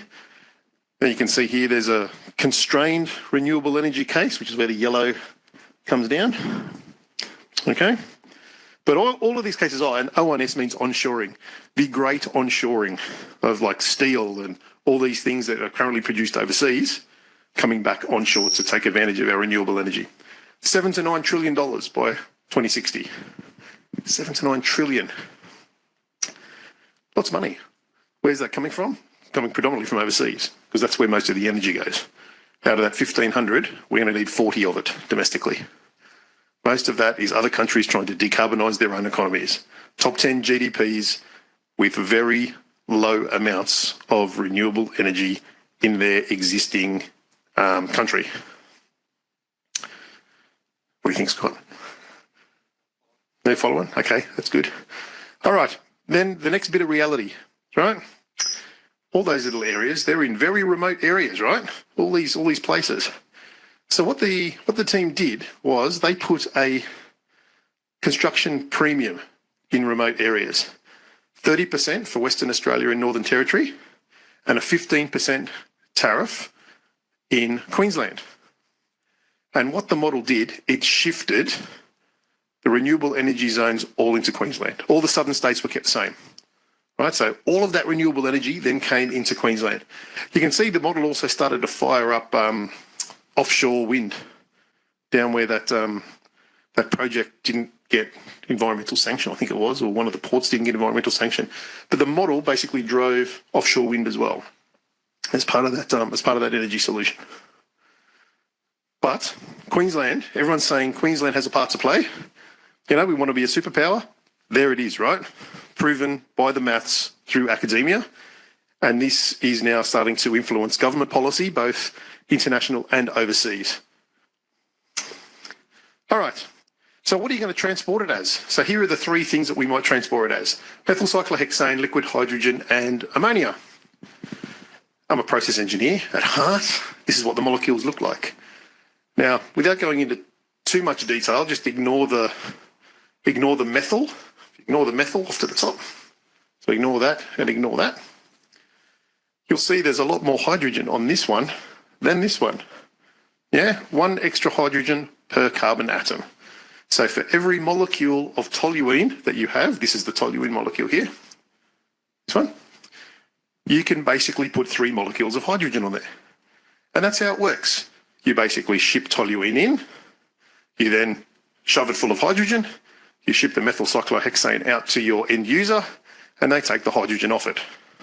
That's how the hydrogen is transported.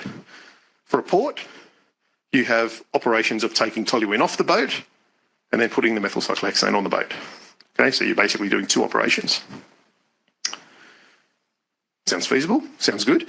Big advantage, liquid at room temperature, right? Liquid at room temperature. So it's got a bit going for it. Where does it fall over? Now this is, there's a bit to this slide, but only using this to make one point, right? And what this is it starts with 100 tonnes of hydrogen, okay? And you have liquid hydrogen, methyl cyclohexane, and ammonia. And to jump to the end of this analysis, you see that, the end use throughout this entire chain, it's all pretty close, 38% to 29%, right? Your round trip efficiencies, they all end up roughly in the same spot. The big issue with methyl cyclohexane is the point of energy intensity is on the destination side of your boat. So you put all this methyl cyclohexane on the boat, you ship it, and then you lose 66 to 70% at the receiving end where they have no energy to do it. So as a result, Every boatload of methyl cyclohexane you put on to a ship, 2/3 of it is used to get the other third out. Which is good if you're interested in putting stuff on boats, right? It means you have more boats. But this is why a lot of people have pivoted away from methyl cyclohexane, just due to the supply chain and the issues at the receiving end. And that's not Oricon's work again. We've done a lot of work for a lot of ports and for a lot of proponents, which is all client confidential. So I found the equivalency in a public space. All right. Okay, here we go. Again, we're going to get to liquid hydrogen now. As we were saying, right? LOCH, liquid organic hydrocarbon, which is that methyl cyclohexane. You know, it's ambient. It's a big plus. Ammonia, -33, as we heard from Energy Estate. LNG is -62. Liquid hydrogen, -253. That's awesome as a process engineer. I love it, right? That is 20 degrees above absolute zero, the absolute coldest temperature you can get thermodynamically on the planet. 20 degrees above that. You sneeze at it, you pump it, sun hits it, it vaporizes. But technically feasible. We did it. Okay. Biggest plants in the world. Here's a list of a whole heap of plants. Largest plant, liquid hydrogen plant on the planet at the moment is in Sacramento, California, of 60 tonnes a day. Built in 1966 by NASA. Right? Basically looks at the shuttle launching off the planet. 60 tonne a day maximum. There is a lot of smart people looking at liquid hydrogen, right? That will increase. And you can see one of them here. End of this year, they're going to get the biggest one on the planet. You know, South Korea's LEAP, world's largest liquefied hydrogen plant, 90 tonne a day. Okay? So the technology is there. We can do it. It just has not been done at scale yet. Okay? Yet. All right. Ammonia, on the other hand, we have done at scale. There's the Yarra plant up in the Pilbara, 2,200 tonne a day plant. There are plants that are operating in the world at 4,000 tonnes, and I believe some of the technology vendors have it up as high as 5,000 tonnes in design, right? A lot larger than 60 tonne a day. Okay, there's a global market for ammonia, 180 million tonnes. I put that in red because I meant to check that number. It's about 180 to 200 million. And that's used for fertiliser. And as you can see from this S&P Global Commodity Insights graph, you can see that low carbon ammonia in the purple will basically start to overtake that as well. There is an existing market for ammonia, okay? Downside of ammonia, ammonia is toxic, okay? It is toxic. However, we know how to use it, right? So here is the ammonia liquid pipelines throughout the US and the ammonia storage tanks in the blue across the food belt of the US. And of course, this is not to use colours, but this is black ammonia, right? This is steam methane reformed from the cap gas from the Gulf of Mexico. Right? Yes, it's toxic. Yes, we ship it around the world. Yes, we know how to put it through a pipeline. Yes, we know how to store it. There it is. Okay, in the flesh.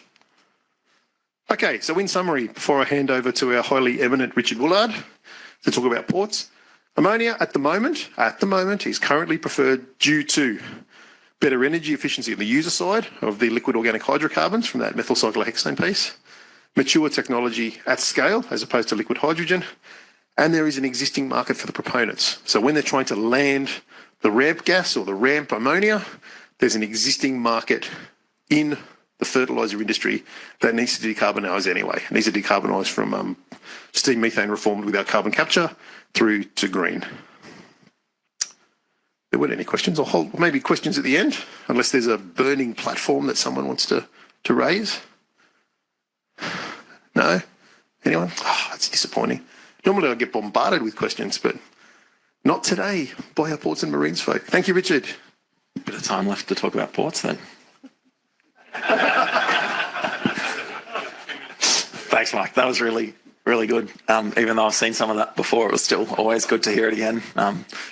So, yeah, now on to talking about what all that means in terms of ports. I'll probably be a little bit walking around from the lectern, but I won't be as adventurous as Mike. So you can focus your eyes up here for a while.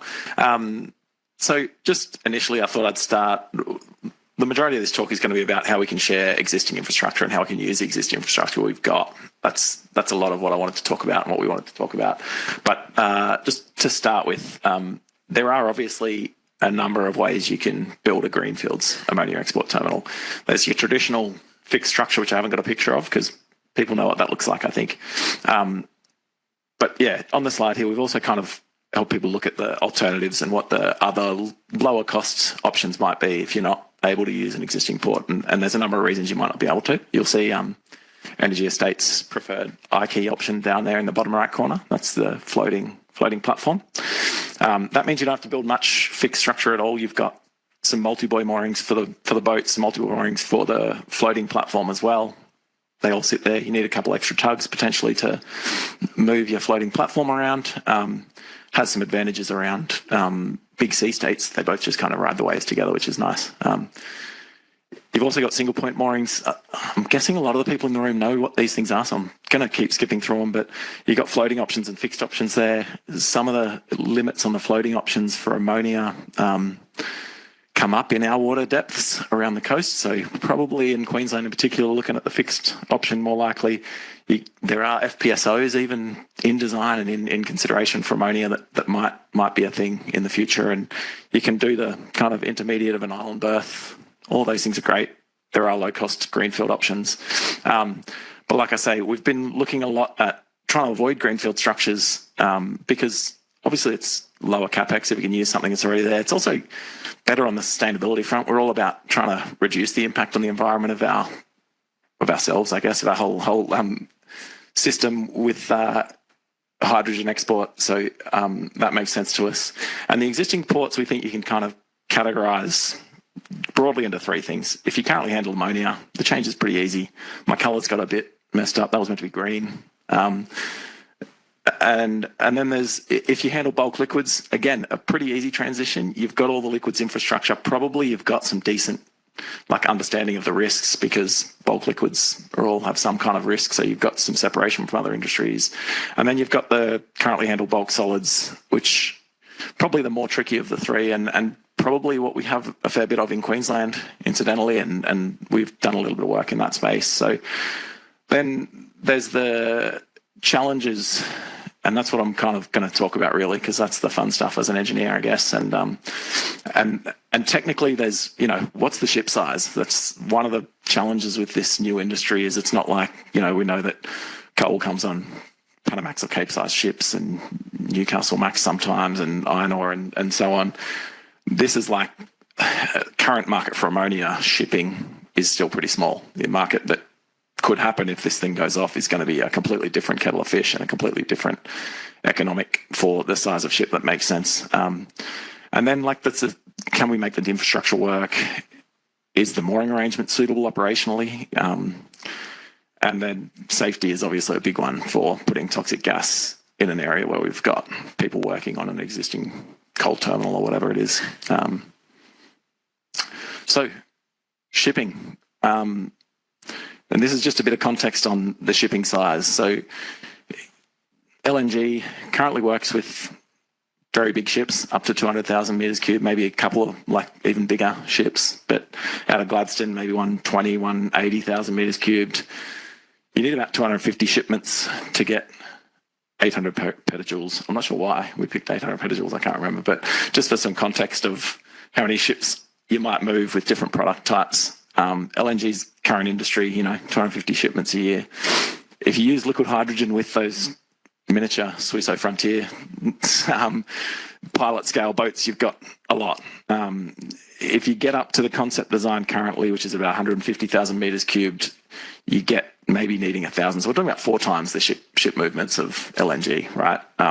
Whether it's liquid hydrogen or ammonia, toluene, maybe more, maybe just really big ships. And then focusing on ammonia and the ship size discussion there. This figure is kind of, I'll unpack it a little bit. But basically, we're looking at the distribution of cubic meters of capacity LPG carriers that may or may not be ammonia. I've ruled out all the ones that say they're definitely not ammonia, but the databases don't record all of them, whether they're yes or no. But what we see here is at the 80,000, that's what we're calling VLGCs at the moment in the industry, or VLAC is a new term that's coming up. Medium gas carriers, or MGCs, down here is probably the smaller end of the at scale kind of market for ships. Black there is stuff that was either built after 2015 or is in the order book, and green is the stuff that was built before 2015. And the point I'm trying to make here is these VLACs of the 80, 90,000 metres cubed just look to be dominating. It seems like the global shipping fleet for ammonia is probably going to move to around that size, and maybe it goes up even as big as LNG, but certainly that it seems like a popular size of ship being ordered for ammonia at the moment. And the MGCs is kind of the existing one. I'll probably jump through this pretty quickly because we've already talked about it really, but all around the country, each state government's identifying, their hydrogen export plans, and pretty much all of them flag existing ports close enough to the reses for it to be the right solution for export, potentially. There's some discussion of greenfield ports in the news and stuff, and especially around Western Australia, I think mainly, but certainly here in Queensland, Gladstone, Abbott Point, Hay Point, all of them are in close proximity to the reses. And then a bit of context around this shared infrastructure idea. Can we do it? Yes, we've done it. This is a diesel import trolley at the Port of Mackay that exports sugar, imports diesel. There's a long travelling sugar export ship loader on that wharf. They coexist happily together. So it's obviously not ammonia and anything, but it's proving that the liquids and solids thing can be done, and you'll find other examples of this around the world. In terms of ammonia, Prince Rupert, this is a combined LPG and coal terminal in Canada. You can see they've got radial ship loaders for coal export. They've got MLAs for ammonia. So again, just a bit of context. It seems a bit potentially strange for us to be trying to combine two completely different products on a wharf, maybe to some people in the room, but it's not brand new. And then, is there really a point to trying to share infrastructure? I guess this slide's trying to answer, and this is just a very quick back of postage stamps type calculation. But if we've got an existing berth which is running at 100%, we can't get any ammonia out of it, right? But once you get down to kind of 60-70% utilisation berths, which is probably not that uncommon, and I'm not talking. This is utilisation taking maintenance downtime and stuff out, just for purpose of this graph. You can get large quantities out. So the solid green line is that 40,000 metre cube carrier that I showed on the earlier slide. The dotted line would be if they were all VLGCs. So you can see that at a berth where you only need 60% of its time currently, you might be talking about 5 million tonnes of ammonia, which is 10 of any state's project, or 5 of some of the larger projects we talk about, really. So there is a valuable prize there to try and reuse the existing infrastructure. So yeah, here now we've got something that we've been working on in some studies for clients. So we have looked at this at a couple of coal terminals at Dalrymple Bay and looking at it with NQBP at Abbott Point. And really, I just want to flag some of the key kind of things that we've found difficult and key things that we think you need to think about in this space moving forward, which is a lot of it's like we've got pipeline routes that we've got to manage, and we've got fairly constrained space, as we always do in marine structures, especially the terminals we've looked at, and probably a lot of the terminals that we've got in Queensland around Australia, they're a fair way offshore, and it's quite expensive to create real estate. So you won't find that there's just spare real estate lying around because it's too expensive. So one of the challenges is just trying to make sure that you can find that and still make it efficient. You're not driving a pile every 20 metres of pipeline or something like that for a couple of kilometres. And also making sure that there's things like expansion loops, which maybe people who haven't worked in the liquids industry and cold liquids might be used to. That does take up a bit of space, has an impact. And the other spatial thing that's kind of interesting is if like me, you don't come from somewhere where we've thought about toxic gas before, safety becomes a real input in the space proofing and in the concept design space, because typically at sites you'll have a prevailing wind direction and you want to put your toxic gas downwind. Like that's, very simple. But needs to be thought about and does really impact on your kind of space-proofing design work. And then once you get out to the wharf, you've kind of got a fair few challenges as well. So you've typically, and for the more challenging wharves where you've got a long travelling machine on the wharf already, it makes it quite challenging to put a 12-metre high MLA sitting on the wharf statically. So, you know, you could maybe try and look at trying to fold the things down and squeeze them underneath in a ship loader or something like that, but it'll take up a lot of space. We want to try and maintain kind of the ability to access the existing terminal for many reasons. One of the reasons is so it can still hit its throughput, but also probably in a lot of these cases, we're talking about an existing proponent who's operating that infrastructure as well. So we want to really keep them on board. We want to say, we're not going to impact you guys as little as possible, right? So one of the kind of other challenges, you've got your MLAs end up quite high if you're in a high wave region, probably running out of time or overtime. But one of the concept solutions we've kind of come up with is this mobile MLA platform where we can kind of wheel it in, load a ship, wheel it out of the way, small wharf extension so you can store it somewhere out of the way. And that's kind of just a bit more of the, it can be done.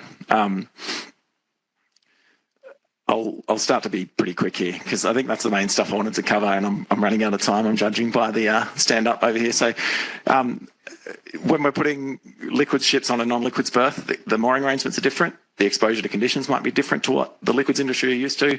Dynamic mooring analysis probably becomes pretty key much earlier than we're used to. So we've done a bit of dynamic mooring analysis to kind of establish that, there is, a good technical basis to using these existing structures. Safety is a big focus. I just wanted to remind us it's dangerous. This is not a port. This is a pressure vessel, but worst ammonia incidents killed 129 people. So we've got to take that seriously. And again, on the similar kind of vent to the dynamic mooring analysis being early, this is a quantitative risk assessment kind of output of some studies that we've done for a client. And it's important to start that a bit earlier than maybe you would have done in the oil and gas industry where you've got 50 years of history and you can just, and we're scaling this industry up massively. So we know ammonia, but we don't know ammonia at 1 million tonnes an annum kind of scale. So, I'll just skip through that. Final thoughts. I think feasibility of repurposing existing infrastructure, the places we've looked at, it looks like it's feasible. It looks like it can be done. And there's big benefits to making it happen. And there are challenges for sure. And it's not going to be zero CapEx, but it's going to be lower CapEx. But the new industry means it's pretty challenging. There's a bit of uncertainty, ship size uncertainty around what the regulator's going to say about submarine pipes, all sorts of options. And all of this QRA stuff and dynamic mooring analysis and the fact that the ship size affects the tank size, affects the pipe size, everything's really interrelated. So I think the close interdiscipline links have been flagged as really important for me in this the last few years, 3 or 4 years now of looking at this. And I've already flagged the last dot point, so I'll just skip through because I'm way over time. Thanks, guys. All right. Yeah, thanks, guys. Thanks, Richard and Mike, for a really interesting presentation there. We've gone over time a little bit there, so I'm just maybe allow one question from the floor if anyone's got a question. Yep.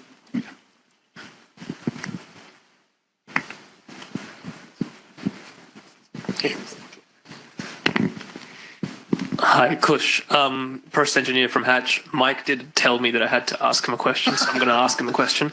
I liked your graphs, and I liked bringing a lot of facts into what is sometimes a world of fiction when it comes to hydrogen. So I liked your graphs about the relationship between current ammonia production and what that's going to look like once green ammonia, enters the picture. Do you have an idea of the numbers of what the relative costs are of green ammonia compared to what we're producing now? And if they're much higher, are customers willing to pay that premium to actually buy it? What we've seen is the gap is narrowing between black and green quite considerably. And a lot of the answers to that are yes, believe it or not. So we have traders that have approached Oricon because, they've come through they've been referred to us from some of the proponents that we've been working with. And some of the traders have basically said, whatever amount of green ammonia your project produces, we will buy it, period. So the market is there, particularly for ammonia. Right, so they have the trading houses already have a back order book for green ammonia for suppliers that are trying to replace grey. Okay, that's it. We've been given the hook. Thank you. Got a bit of time at the end to ask a few more questions.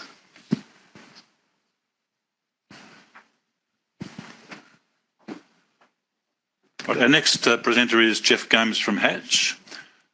Just coming forward now. Jeff leads the Future Fuels section of Hatch's energy business unit in Australia and Asia, specialising in fuels like hydrogen, ammonia, methanol and sustainable aviation fuel. He has led multidisciplinary teams across the full project delivery life cycle and has experience across multiple industries including power generation, future fuels, oil and gas, resources, water, wastewater and manufacturing.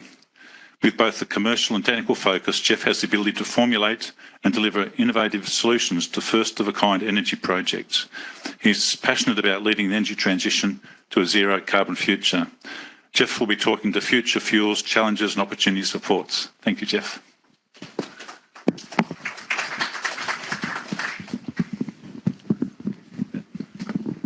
think they'll be safely in there. Thank you.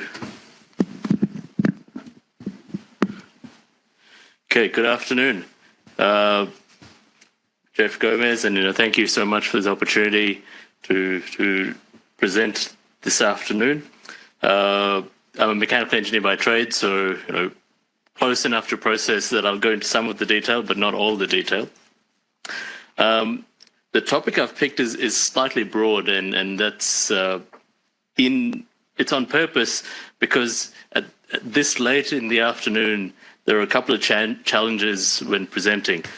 The first one is a lot of the topics that I was hoping to touch on have been touched on already. So I don't want to go over things that we've talked about before, but that's one. But the second one is talking after Mike is never easy. So thank you for bringing so much energy back in this afternoon. And the third one I thought as well is I'm one person before we get to drinks. So this might be a little bit quicker than normally I would take. So what I thought I'd do today is I'd summarize a couple of projects that I've been involved in over the last few years, and then bring some learnings and challenges that we've picked up from those projects, and hopefully that'll generate some discussion when we get into the panel session. Oh, I didn't realize I wasn't moving any slides. A little bit about Hatch. So Hatch is a professional services company. We're employee-owned. We have offices in virtually every country. We've have about 60 years of experience, 50 billion in projects, 10,000 professionals working worldwide. Last I checked, I think it's gone up to about 12,000. But the biggest issue with that is, and it's a lot of names to remember. Some key attributes of our business that we're proud of: private ownership, engineering is our core service offering, research and technology development expertise, unique differentiated services and products, comprehensive services across our clients' lifecycle needs, and sustainable development solutions approach. So how we're split as a business is we've got three main sections or three main business units: mining and metals, energy and infrastructure, and then we've got business practices that support around those three units. So it's advisory, environmental, climate change, project delivery. So this was supposed to set the context, but I think the context was set a few times already. But a couple of key things here that I thought we could talk about. The slide on the left is by EMO, which shows the renewable energy zones across the East Coast. The image on the top is potential hydrogen projects across Australia. And then the one at the bottom right is ARENA's funding or commitment towards these projects. So we've talked about the I guess intersection of renewable energy, of ports, of how both of them come together. But I thought another thing that we should sort of consider as well is generally there is a strong political, regulatory, and social license drivers to decarbonize, and this in itself, I think, sort of suggests or shows that those strong drivers. What are future fuels? This is a question I get asked a lot. Future fuel is an umbrella term. It's generally fuels produced from a renewable source, and the flow scheme used to produce these fuels result in lower carbon emissions. The fuels can be generally used as a source of energy, but also as transport vectors, which Mike talked about before. So I've listed some on the left. You've got hydrogen in both compressed and liquefied form. You've got ammonia, methanol, SAF, which is sustainable aviation fuel, and biofuels like biodiesel and biomethane. The flow sheet on the right shows some pathways to get to these fuels, and we've talked about the renewable energy and electrolysis to make hydrogen and ammonia at the top. But if you look at the other ones at the bottom, if you have a source of carbon, either from direct air capture or from sustainable biomass, a lot of the other fuels can be produced through processes that have been done for many, many years. These fuels have been around for a long time, and they're we know how to use them, we know how to transport them, we know how to store them. And so it takes away a lot of the challenges that we might have with some of the newer forms.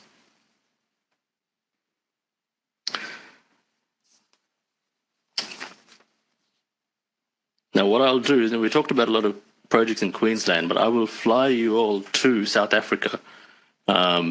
This is the Bugabai Green Hydrogen project that we were involved in. It's near the border of Namibia and South Africa, and we undertook a very large project producing green hydrogen and ammonia in Bugabai. Let me just make sure I've got my notes here. So the project was delivered primarily out of a South African office, and our client was Sasol.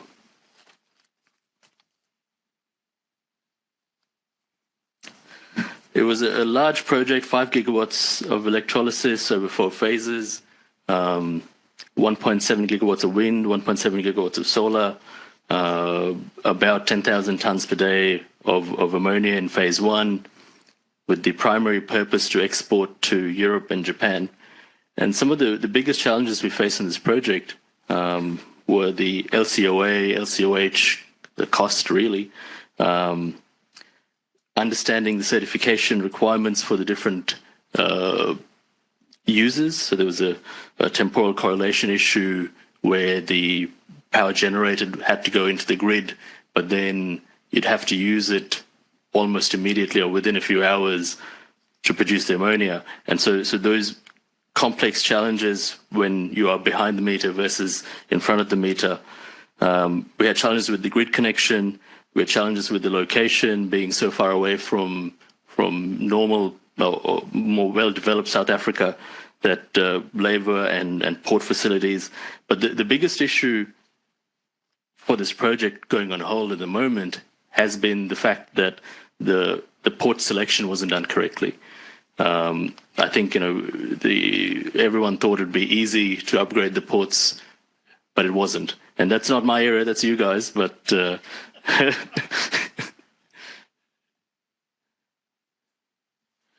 me go to the next one. So that's some stats about the project. Hydrogen, ammonia, methanol, SAF, very ambitious. Now, this one is the North Queensland Clean Energy Project. When I put this slide up, I didn't realize that Claire would be in the room. And so I tried to desensitize as much of the information on this slide as possible. But then when I saw Claire put up her slides, there was a hatch layout with my name at the bottom as a signature. So I feel like I can probably talk about this project without getting into too much detail. Claire already talked about all the detail. So this is another project that we're involved in. Again, all the details, we've talked about, 1.1, 1.2 gigawatts of electrolyzer, 275 kV sub, liquefaction, 11K pipeline, desalination plant, and an interesting one was the cooling water, seawater cooling with evaporative cooling towers. So from these, there was another project in WA that I was going to put in, but then I thought, no, we don't need that. It's probably another one with all the same problems. So I've summarized some of the biggest issues that I think we've identified from these large projects. The fuels are different, right? So ammonia is very different from SAF, which is different from hydrogen, which is what do you cater for in a port? Which fuel is the fuel of the future? Which fuel is what someone else is going to use? And so planning for that, or hedging your bets to make sure you're ready for the type of fuel is a challenge. The next one I thought was demand and timing. So sometimes we hear that there's an EV versus hydrogen sort of race, but is it EV? Is it hydrogen? And which makes sense when? Methanol, or is it SAF? And which happens at what time in the future means the timing of the port upgrades also have to consider that. Third one I had was vessels are different. You need different types of vessels to carry the different fuels. You've got safety. We've talked about this already. Major hazard facility, very likely, but those are considerations that have to be taken into account. You need a QRA early on.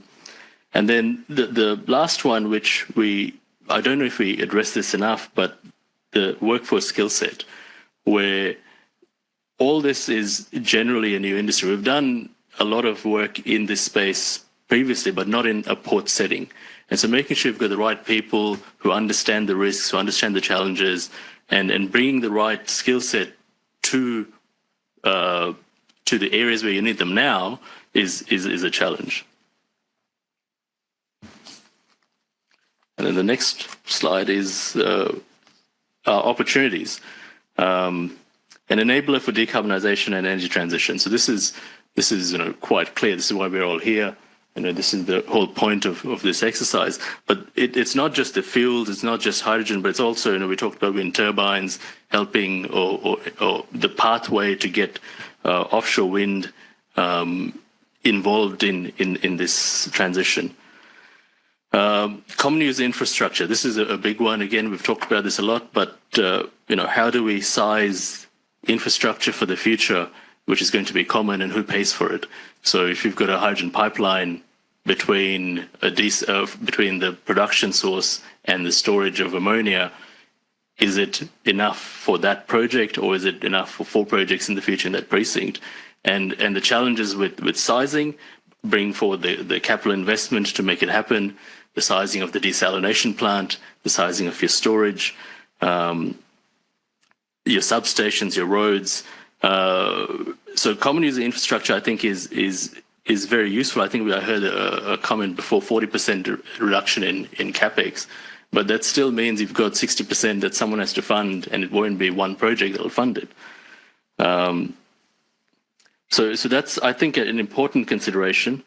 The other one was circular economy. So there's lots of talk about hydrogen hubs, or using the port location for the source of the hydrogen transport, or the location of hydrogen transport, but also to reuse some of the waste. If you could have a waste treatment plant nearby, there's wastewater that could be used to produce hydrogen in the location. So there's an opportunity to consider a circular economy, or an ecosystem of different production and end use.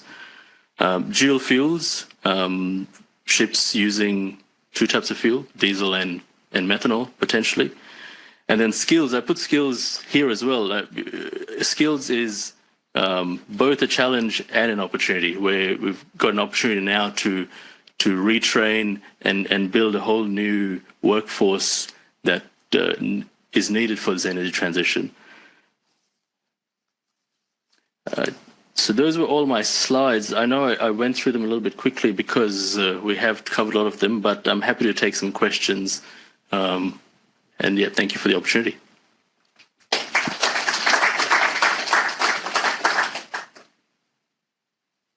Jeffrey, for your presentation. Any questions from the floor before we move on to the next speaker?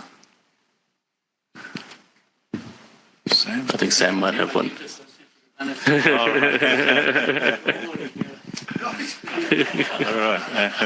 Saving all the hard ones for later. Yeah. Okay. One more sort of request. Any questions for Jeffrey? Okay. All right. Thanks, Jeffrey, for your presentation. Well done.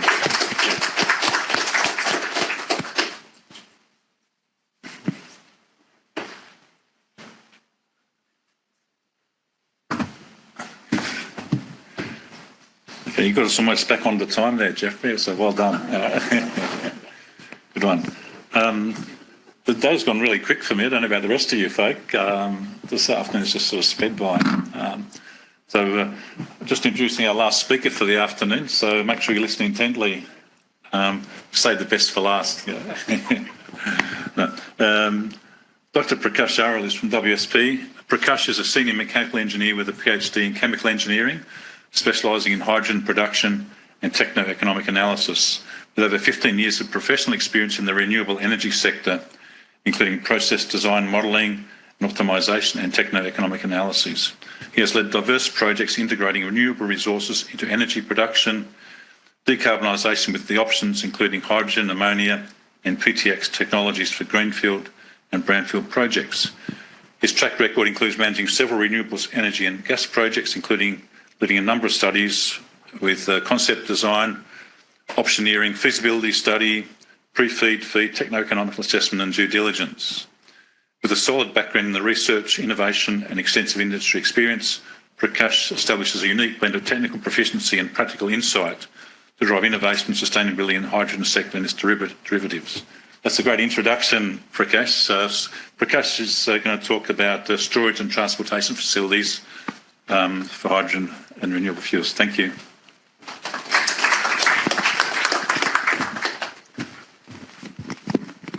Thanks, Mike, for this wonderful introduction. Thanks for having me here today, and being myself lucky last speaker in this session. I'll try my best to make you awake. Or maybe I can finish as soon as possible so that we can join the drinks.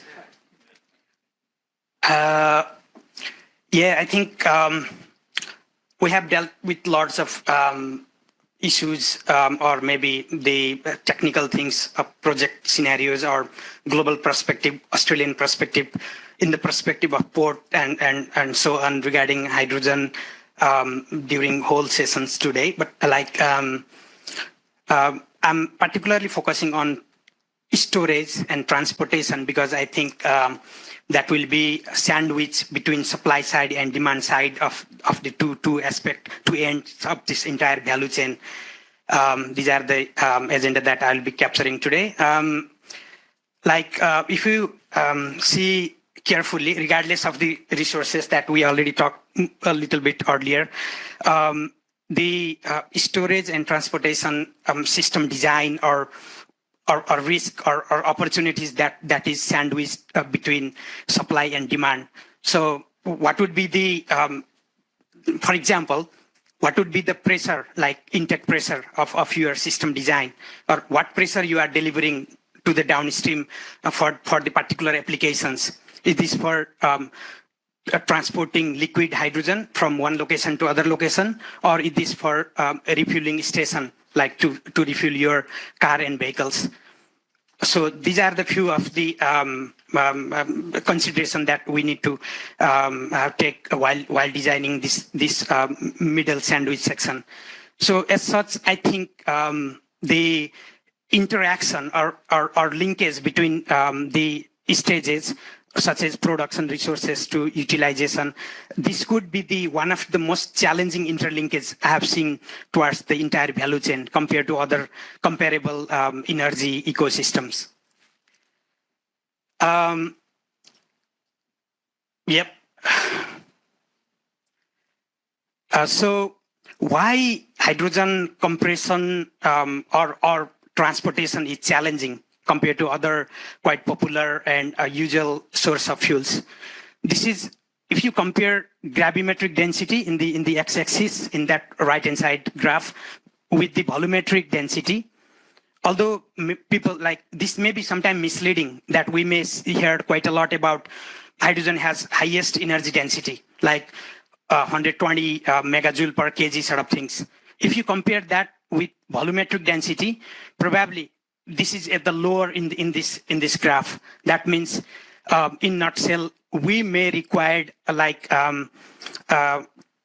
maybe 4 gasoline tankers to transport equivalent hydrogen in terms of energy, whereas the same compared to LNG may require 2.5 number of bullets or tanker or carrier to carry the same amount of hydrogen.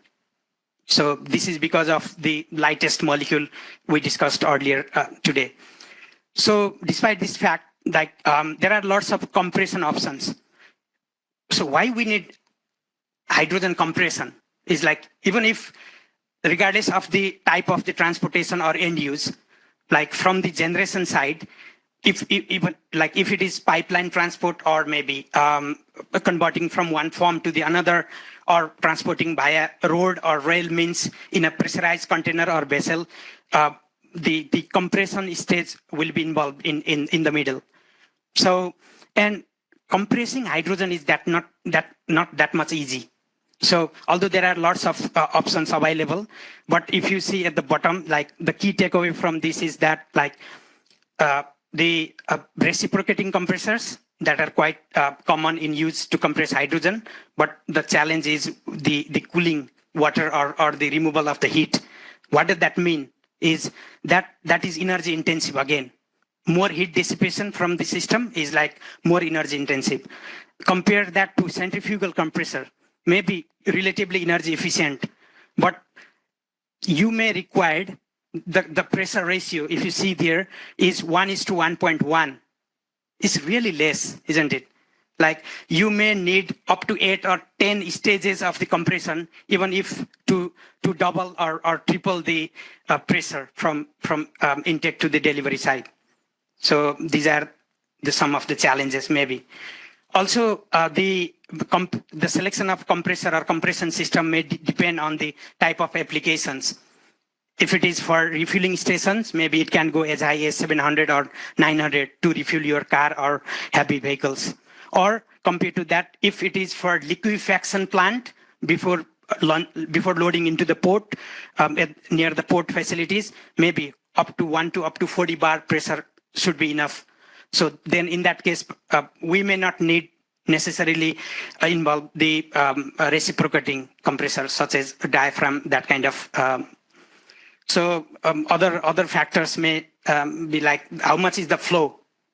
Like centrifugal or rotary machines, they may get more flow compared to reciprocating ones. That is another bottlenecking factors.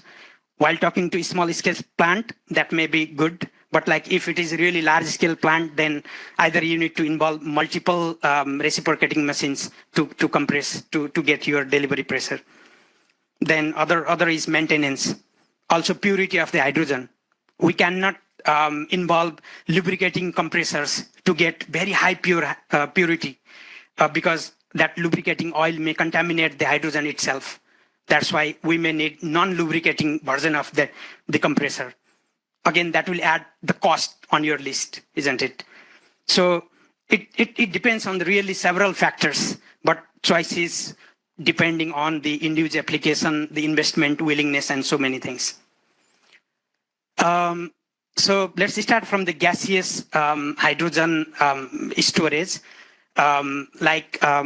This is quite common that we can store hydrogen either in a static or fixed non-movable infrastructure, like we can see that kind of arrangement in the refueling stations, or maybe that may be for transporting hydrogen from one location to another location using compressed cylinders. So these two type of design may may attract different set of decision criteria or standard regulations or design work registration or O&M sort of arrangement. Compressing hydrogen into a cylinder, then discharging that works in a cyclic order. Again, that particular cylinder or pressure vessel that has certain cycle life, let's say 10,000 or 12,000, what will happen after that? That means we need to consider end of life during your design. Are we ready to replace that cylinder every 2 years, or we gonna scrap that cylinder once that number of cycles is already exhausted? So these are the factors to be embedded in our design. There are usually 4 types of this kind of storage cylinders or vessels. Type 1, 2, 3, and 4 is quite common. From type 1, these are classic things, mostly made of stainless steel or metal things, can handle a little bit lower pressure. They are heavier in size, but at the end, if you see the last row, the cost is really less compared to type 4, which can handle maybe as high as 1,000 bar static and 700 bar transportable option, like that much pressure. They are really light. They composed of liners, composite materials, sort of things, but they cost really high compared to the type 1. So in terms of numbers, if you see towards the left end of the slide, it looks like the very first vessel is really large in terms of volume, but carrying 43 kg because it has 30 bar pressure, although the volumetric capacity was 18,000 liter. Compared to that, the, let's say, second one, which is, I know, the bulk but static storage system, that has operating at 300 bar pressure, and then 10,000 liter its capacity that contains 4.4 ton storage capacity in total. In terms of numbers, like per cylinder, per tube, that has a capacity to handle around 300 kg. So that means pressure is playing a key role in this kind of hydrogen storage facility. And beside that, like, there are lots of other factors to be considered, I discussed earlier. When the same storage system is considered for transportations, usually we get 2 types of very common and most popular ones.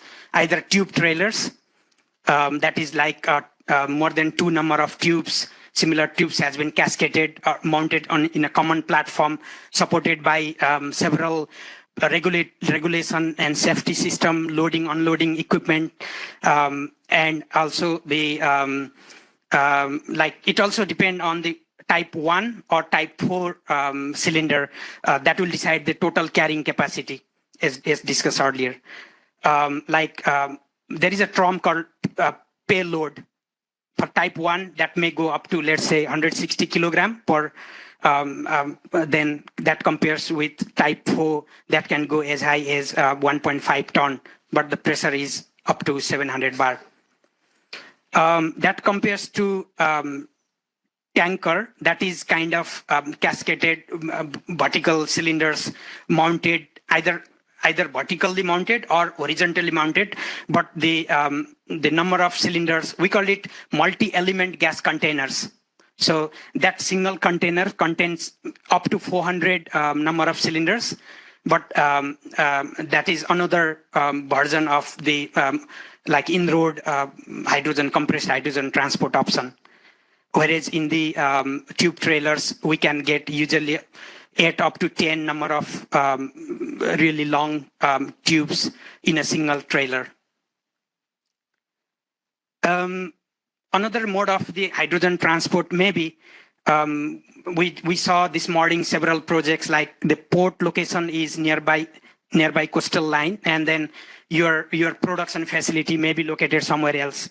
The distance between these 2 locations is really key design consideration and factor. How you gonna transport your hydrogen from the production facility to the port facility? in most of the cases, liquefaction facility may be located near port facility, but the production, renewable supply, upstream side is really, we need to think on upstream side as well. Like solar, wind, or maybe grid connected things, desalination or other source of water. Then the produced hydrogen may need to go for compression before delivering to the liquefaction facility. How are you gonna transport that hydrogen up to that? If it is one of the viable option, I could say, based on my experience, is designing a pipeline connecting between these 2 points. And but it looks very simple, like from the production facility to the delivery site, connecting a single pipeline. There may be number of flanges, there may be number of pressure, like monitoring systems, but we are transporting hydrogen, not other like natural gas. Although we have enriched experience in natural gas, but transporting pure hydrogen may be really tricky. I will touch a little bit towards the end of my presentation about the risks and what sort of safety that we need to take consideration.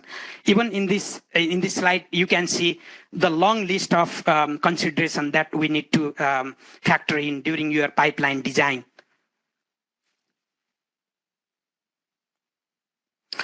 Another factor is depth. Definitely this type of infrastructure are buried underground. So depth of cover is another key element. For natural gas, I found somewhere it's 750 millimeter. That compares with under normal excavation, DOC is more than 900 millimeter for hydrogen. If it is agriculture area, that may go beyond 1200 millimeter. And another factor is the minimum clearance of 450 millimeter between all buried hydrogen pipelines with any other underground structure. That at least that separation distance must be maintained. Regardless of these challenges, IEA forecasted, we can see in the very bottom right corner of the slide, like maybe the hydrogen pipelines at the moment, I don't know the exact number, but it looks like a few thousands, even less than 10,000 kilometer. But as per the forecast, we can see there are two colors. The green is like greenfield or new pipeline, and the orange or yellow one is like repurposed pipelines, maybe reusing the natural gas or sort of things. But altogether, that may go as high as 200,000 kilometers by 2050. That means there is huge scope of the hydrogen business around the world. We need to transport more hydrogen as long as we move towards the net zero target by 2050. Hydrogen liquefaction, we hear quite a lot this afternoon about liquefaction, but like myself being mechanical engineer, so I wanted to briefly discuss on how it actually works. Probably that will be helpful to envision whatever the factors need to be considered, or how expensive it would be to liquefy hydrogen before unloading into the ships. So it is simple. Simply understanding would be like it is refrigeration cycle that drives the gaseous hydrogen turning into the liquid one. But unlike other normal gaseous or other fuels, liquefying hydrogen at minus 253 degrees Celsius, we already saw that ammonia, the temperature, liquefaction temperature is minus 33. And I think, colleagues from Oregon, they highlighted earlier.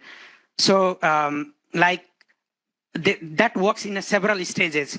Pre-cooling using, let's say, already liquid hydrogen at minus 253 degrees Celsius, or helium, liquid helium, or neon. These are the pre-coolant, or any other refrigerant can be used. Then the pre-cooled pre-cooling stage will reduce down the temperature from ambient all the way down to 80 Kelvin. Around 80 Kelvin or up to 100 Kelvin. Then it enters into this series of heat exchangers where heat exchange between the refrigeration cycle and hydrogen loop takes place. So ultimately the liquefaction takes place after expansion valve. If you have heard about, definitely all of the process engineers definitely know this, the miracle of expansion valve called Joule-Thomson effect, JTE. After that, that converts into the liquid form, and definitely we need to consider recovery of the boil of gases. Not only during this liquefaction process, but also if you see towards the right, that is the design of a liquid hydrogen storage vessel. Definitely, there is insulation or vacuum insulation in between. Inner and outer vessels are well jacketed, but at the top there is empty space. That is for boil of gas recovery or boil of gas storage sort of things. That is a part of safety consideration here.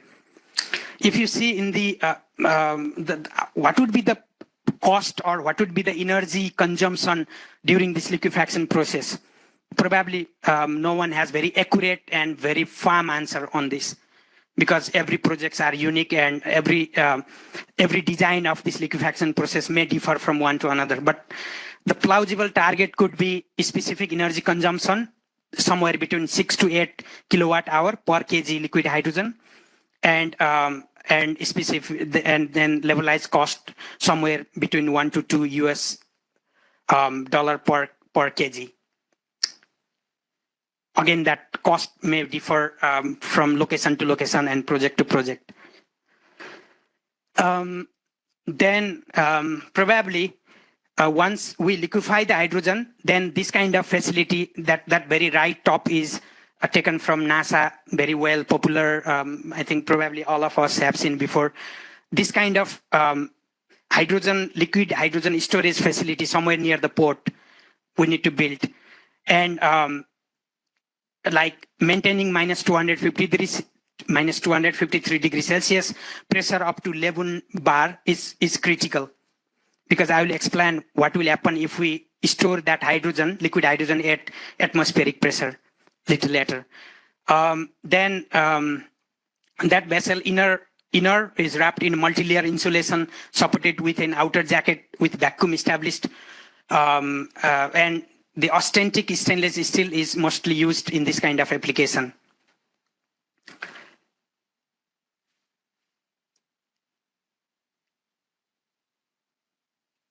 Yep.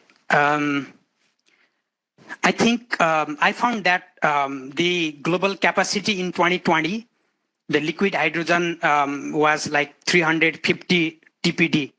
I think, Mike, I think this resembles with your figure earlier. We don't have that big capacity, but maybe I agree that the capacity is increasing because of so many prospects we have seen around the world. Almost a kind of hype is going with hydrogen and its derivatives in the energy landscape. But this is the real scenario. And in the global prospect, we can see these figures, which region represents well in terms of liquefaction. And I think Australia, we have that Swiss frontier. Although we heard a lot, but I think I will be presenting a single slide case on that particular project in the next. But like still transporting from one location to long distance transport, I would say it is not possible to transport compressed gas hydrogen. That's why we need to liquefy that. And where port and maritime sector comes into play. I will not go into detail about this case of Port of Hastings heist project, but it was in 2022. The Kawasaki heavy industry and the hydrogen was produced from coal and biomass in Latrobe Valley, that was in Victoria, and that was the gaseous hydrogen transported to Port of Hastings. I have shown the route over there, and that transport was via hydrogen tube trailers, 320 kg payload capacity at 200 bar pressure. And then that was liquefied on site. There is a liquefaction facility near the port at Port of Hastings in Victoria. and that reduced down the volume by 800 times compared to gas hydrogen at that particular pressure. Then stored that into a truck similar to what I shown previously with multi-layer jacketed things with vacuum insulation, and loaded that hydrogen into the marine carrier. And yeah, we can see the hydrogen carrying trucks loading hydrogen in the ship. So there are some dates. Ultimately, although the quantity of hydrogen transported was really less compared to what the carrier could have transport, but Australia was trying to demonstrate that these things works. And that was, I think, first of its kind around the world, if I'm not wrong.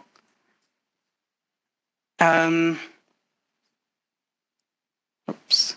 Yeah, few details on the carrier ship and so on. I will not waste my time on this.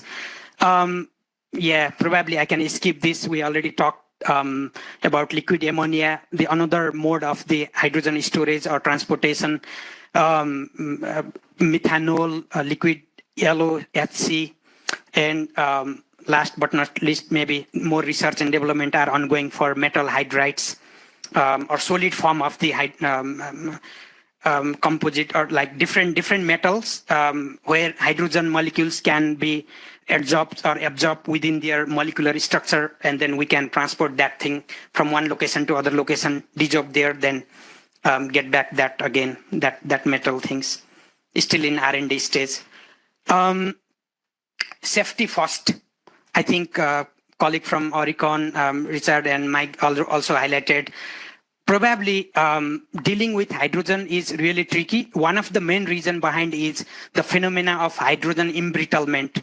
If you have not heard this term before, in a simple term, due to this hydrogen embrittlement effect, there is more likely, or there is a high chance of a small crack being created internally that may propagate, because mostly we are operating hydrogen at high pressure. Then that may lead up to a catastrophic failures. We can see a couple of images here I have put here, whether it is in terms of pipeline or cylinders. That was the right figure was from 1970s, where by that time, I think even hydrogen embrittlement effect was not known well around the world. So there may be so many reasons how the HE effect may occur, like maybe hydrogen enhanced localized plasticity. It is all about getting that metal more brittle compared to that need to be more elastic, because we are pressurizing and depressurizing to that particular container.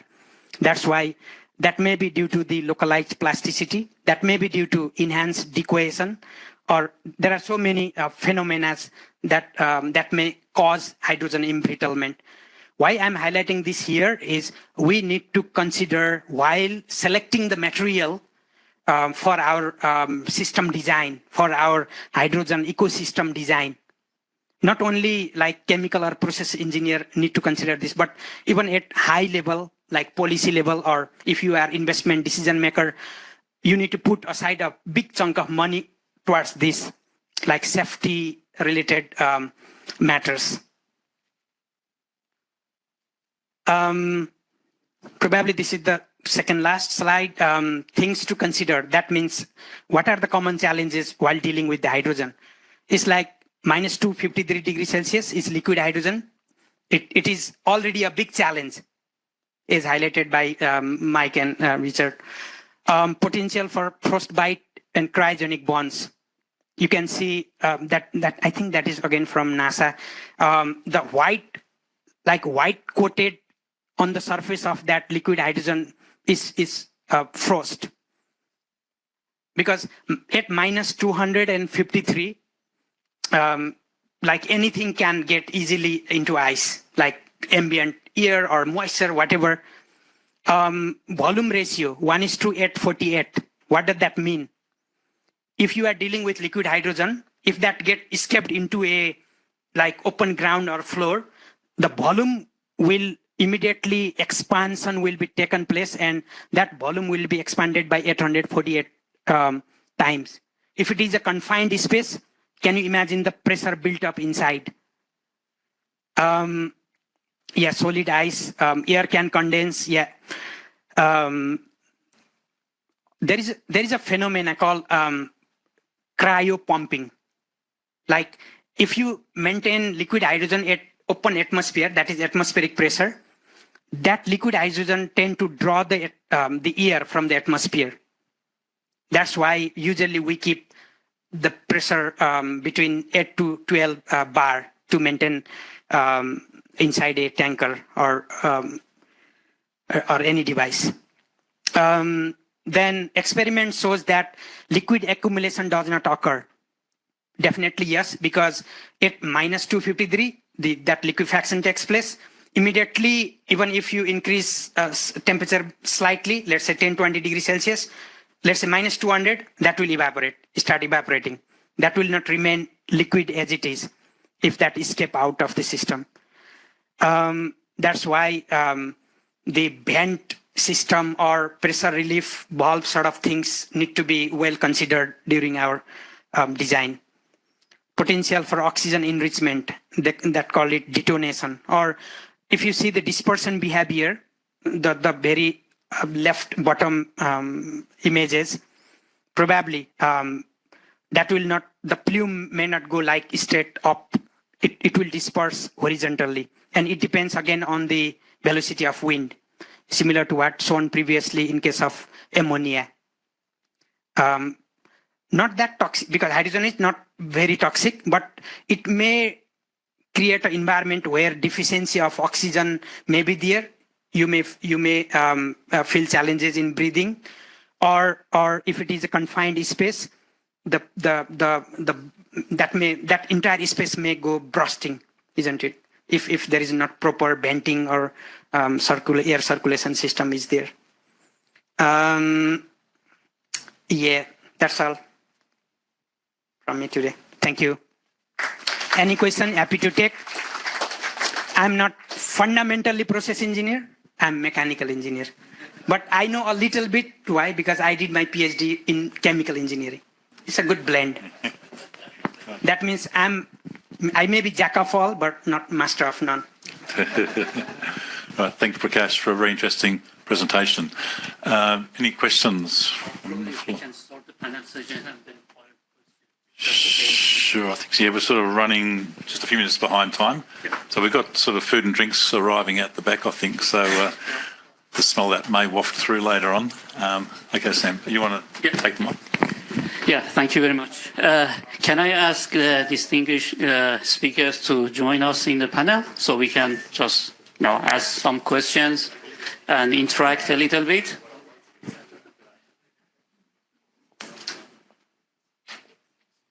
Yeah.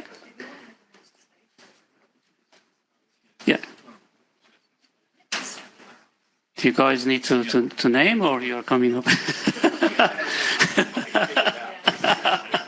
Oh, I don't need it. Yeah, that's... Yep. Well done.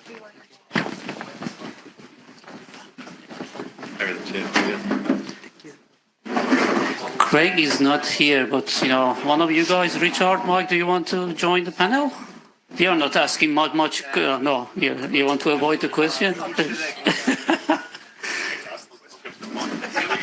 Switch it around. Okay. Okay. Thank you, everybody. From my point of view, I actually, learned a lot of lessons myself. I got, few key takeaway from my point of view. Slow picker. I'm sure you guys have taken more than what I have taken so far. And I guess in terms of the objective, we tackle all of three objectives, in some sort of, picture. The issues need to be considered for transferring existing port infrastructure. That was the topics we tackled.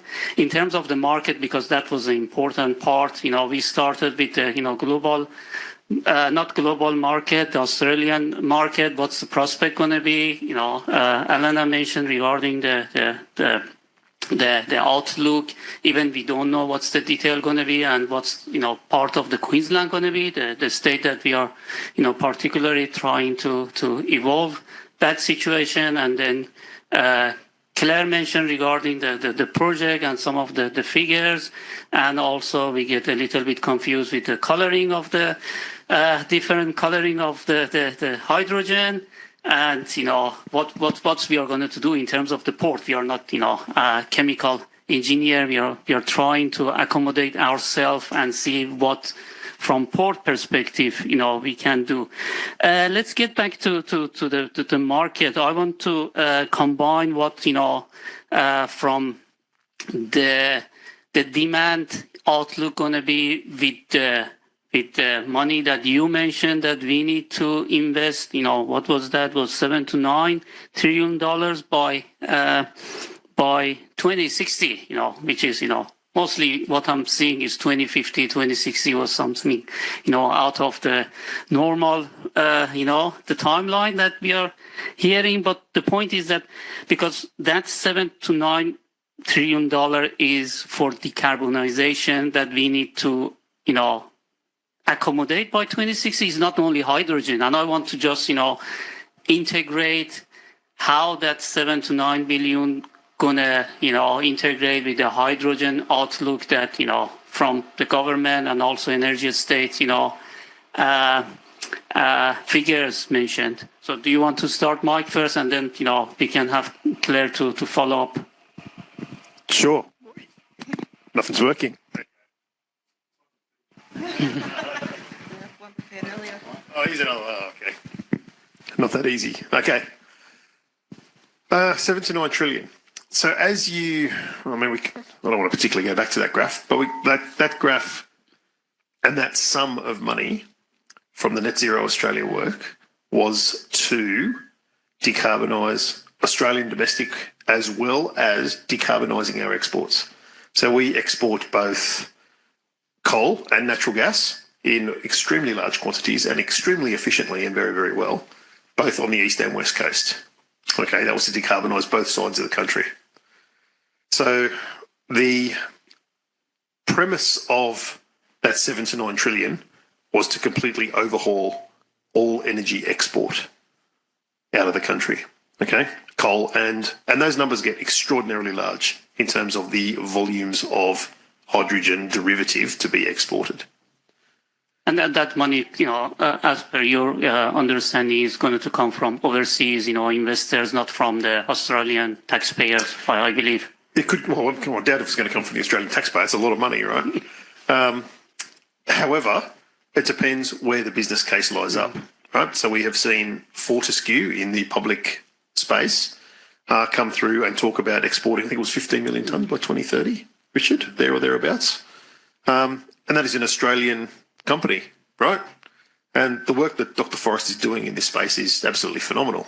In Gladstone with the electrolyser facilities, and you can see him reaching further and further up the food chain to take control of that supply chain. And he's really putting Australia on the map, in terms of spearheading our decarbonisation initiatives. So Fortescue is one example. And then, as Alana was mentioning earlier, some of the work from Sumitomo and your partners as well, investing in these projects. Did you want to have anything else to say? Yeah, if I just add to that, there is absolutely a lot of investment interest in Queensland. We've talked this afternoon that a lot of this is all driven by the decarbonisation targets with 2030 and 2050 and 2060 all mentioned. And for the various countries that don't have the resources that Australia has to have the base renewable energy that then turns into your various forms of energy storage, they are absolutely looking at Australia and Queensland to invest to meet their targets there. Okay. Any question from the floor? Audience? Yes? The microphone. Do you have a mic?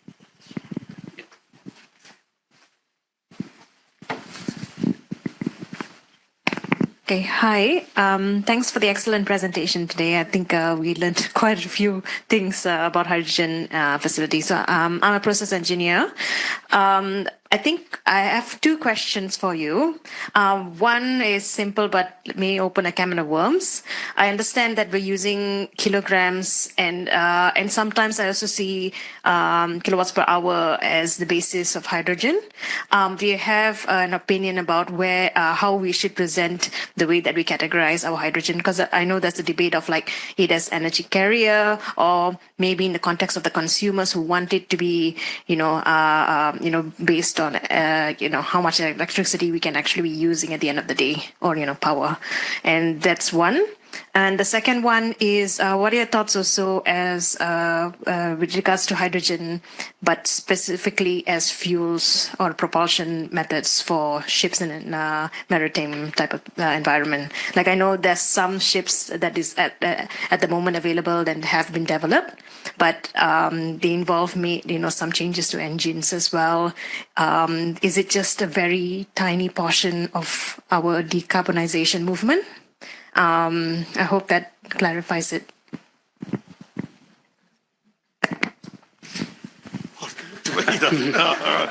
Okay, come back to me. I'll have the first crack. I'll start with the second one. So I think Alana was saying that shipping movements account for 3% of global emissions. I think port scores. Yep, good. I'm seeing some nods. So 3% sounds like a small number. In absolute terms, that's an enormous emission, right? And it is one that we will need to solve. From what I have seen through discussions with engine manufacturers and heavy engine manufacturers, of which shipping is one. So I think it's Wärtsilä and MAN Turbo, I think are the two companies that are looking at one of them, and I can't remember which, and it's in the public domain, so people can certainly look it up. One of them is when you buy a marine turbine, they will give you a free ammonia upgrade at any point of your choosing. And that is to basically keep, because there was a bit of a stall on engines that were in the maritime fleet. So this is the way they've basically been able to overcome that. There is a lot of interest in terms of heavy industries. Do you want to have a go at that one? Because that is more along the carbon, the methanol, as well as ammonia derivative. Yeah, sure. I think, at the end of the day, using hydrogen in its pure form is always going to be a challenge. You've got to redesign your engines. I think the direction is probably going to be more towards methanol or ammonia as your fuel source. That's generally what engine manufacturers are doing and considering. Doesn't mean you can't combust hydrogen. It just doesn't make a lot of sense for heavy industry. The first question was about the units of measurement. I think it depends on the context. So if you're comparing hydrogen as a source of energy, you'd use kilowatt hours. But if you're using it as a chemical that you're transporting, shipping around, tons or liters, or that's probably a term or a unit that's more popular. So it depends on the context on how it's measured. But from port perspective, because we are, when you say the tons or the volumes in a liter or whatsoever, it has a meaning in terms of the port, understanding, because we are just dealing with either tons or the liter or whatsoever equal to the volume going to be. When you talk about the energy type of the unit, I guess it's a little bit difficult to get our heads around. That's probably is a confusing part. If from the production side, usually it requires 50 to 60 kilowatt hour to produce 1 kilo of hydrogen. That is basic fundamental thing, is quite common understanding. And then hydrogen contains 120 megajoule per kg. This is another unit that maybe sometimes these two units may confuse you. Also, in the perspective of the port, probably there is third factor, how much volume we're going to transport from one location to other location. That volume, for me, it is volume of the container, isn't it? How much material you can fit in, it depends on the type of the material, whether it is compressed gas hydrogen or liquid hydrogen or liquid ammonia or MCH. So each of these have different density. That means within that given available space of that container, you may transport different quantity of the material.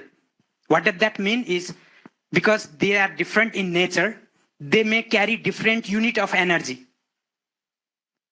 Is clear? Yeah, the question going to be from port side. That's because I'm working in the port sector. The point is that we are not making decision what sort of material we are going to export. Is a decision already has been made, and we are trying to facilitate, because port is just facilitating the between land transport and maritime transport. This is our role. So whoever make a decision, at the end of the day, the question going to be, okay, if I'm looking for 30 years and I want to develop my facilities or accommodate my facilities, what sort of facilities I need to develop based on the, whatsoever, port of, whatsoever volume going to be or whatsoever, density going to be, that's the decision from the, policy, makers or the buyers, whoever wants the product.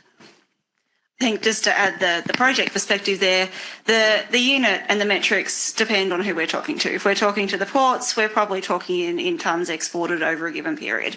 And just to throw another one out there that's worth keeping in mind, we touched on it really briefly there in relation to the colours, that we need to move away from colours to carbon intensity.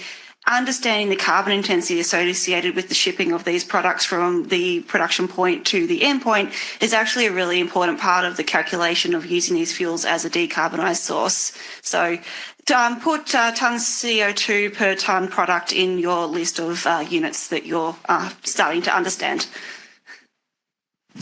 Okay, thanks. Let's move on to the technology part, the transfer in the existing facility. Richard, you pointed out, it is possible to use the existing facilities, and the examples that you mentioned was, Port of Mackay, that you use the facility used to, export the solid sugar, and, beside you just put a loading arm for the liquid material. So that was your experience.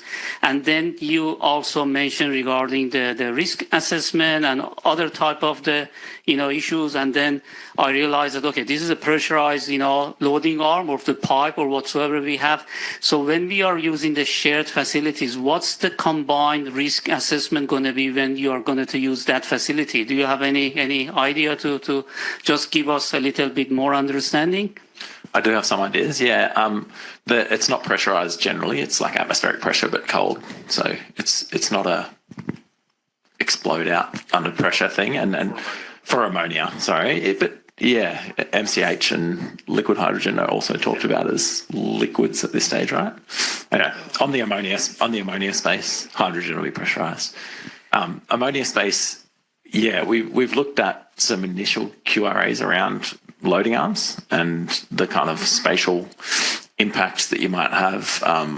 There's a fair bit of complexity to unpick in that. So there's not a huge flammable risk with ammonia, which is nice. Not a huge explosive risk, but the toxic gas is the thing. And yeah, you do need to consider that, and you need to consider who's operating in that space and how you provide a safe space for them if there is a small spill. The more critical spill is around the tank, the more critical kind of area of space that you need to keep fewer people in is around the tank, because you just got a lot more product there. But the MLA is probably the second spot that you need to worry about, and that's about, while you're loading ammonia, there would need to be fairly specific controls around who can get in there, and there would need to be some good analysis around that QRA side of things, so understanding what the risk contours for individual fatalities and group fatalities are defined by state code in Queensland, and New South Wales have some regulation that talks about the specific acceptable risk to life levels. So all that can be quantified, and that's what the QRA kind of process is all about. And the other thing is like then designing additional controls. So the MLAs are actually for ammonia fairly carefully controlled to have shut-off valves, and so there can only theoretically be a fairly small spill as well. Is it flammable as well, or is it? I'll give you the layman's answer, and then one of these process engineers can give you the proper answer. Not very, compared to like less than typical like fuels that are already shipped in ports. It's harder to ignite. And you take hydrogen, for example, that will generally always ignite. Yeah. As soon as it comes out of a flange, it's ignited. Yeah, that's right. Yeah. Which sounds like it's a bad thing. It's actually quite a good thing, right? So if you have a leak of hydrogen, it'll automatically ignite, and that way you don't have to worry about the gas cloud coming and then finding an ignition source and exploding. So if you do have a hydrogen fire, the last thing you really want to do is put it out. You isolate your fuel and you let it extinguish on its own. So it's not exploding when, it's just getting out of for example, one of the leaks on the valves or on a joint or whatsoever, happens. It's not, exploding like, other type of the media that we have, like, the gas type with, Being an engineer, I don't like talking in definitives, but it is significantly likely, right? It is most likely that it'll catch fire on the way out of the pipe. Yeah. Okay. Hydrogen has an interesting, when it doesn't ignite, though, it has a bit of an interesting behaviour. It tends to run down pipelines. I mean, we saw that picture that you had around the dispersion, which looked like it was certainly a test case. But in a facility, hydrogen tends to run through the site, so down pipe tracks. And this comes out of the oil and gas industry from hydrotreating units. So that's why it's actually very good that most of the time it will just ignite on the way out, and you have a small fire, which can now be detected through gas detection, through flame detection, UVIRs. Which is a much better way of the old way that used to detect it, which was a straw broom. Okay, good. Just to add to that point from the project perspective, cumulative impact of project on project is absolutely something we're looking at. And in Queensland, the State Code 21, which regulates chemical developments, absolutely was rewritten last year to take into account more of the project on project impacts. So it's very much there in the regulatory space as well. I'm going to add one other thing for certainly the port operators in the room and maybe online, which is this is very different to what you are currently handling. So what we are finding in terms of the QRA is what engineering controls need to be put in if you're going to keep the operation of the port, of the existing port and the existing materials separate to the new port or to the new facilities.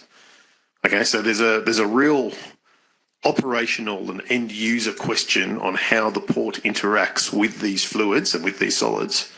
Whether you have everyone on site completely au fait with ammonia, as an example, which then leads to a different QRA outcome as opposed to having two separate maintenance teams, two separate operations team, one versed in hydrogen, one versed in coal/iron ore/sugar or whatever the other material is.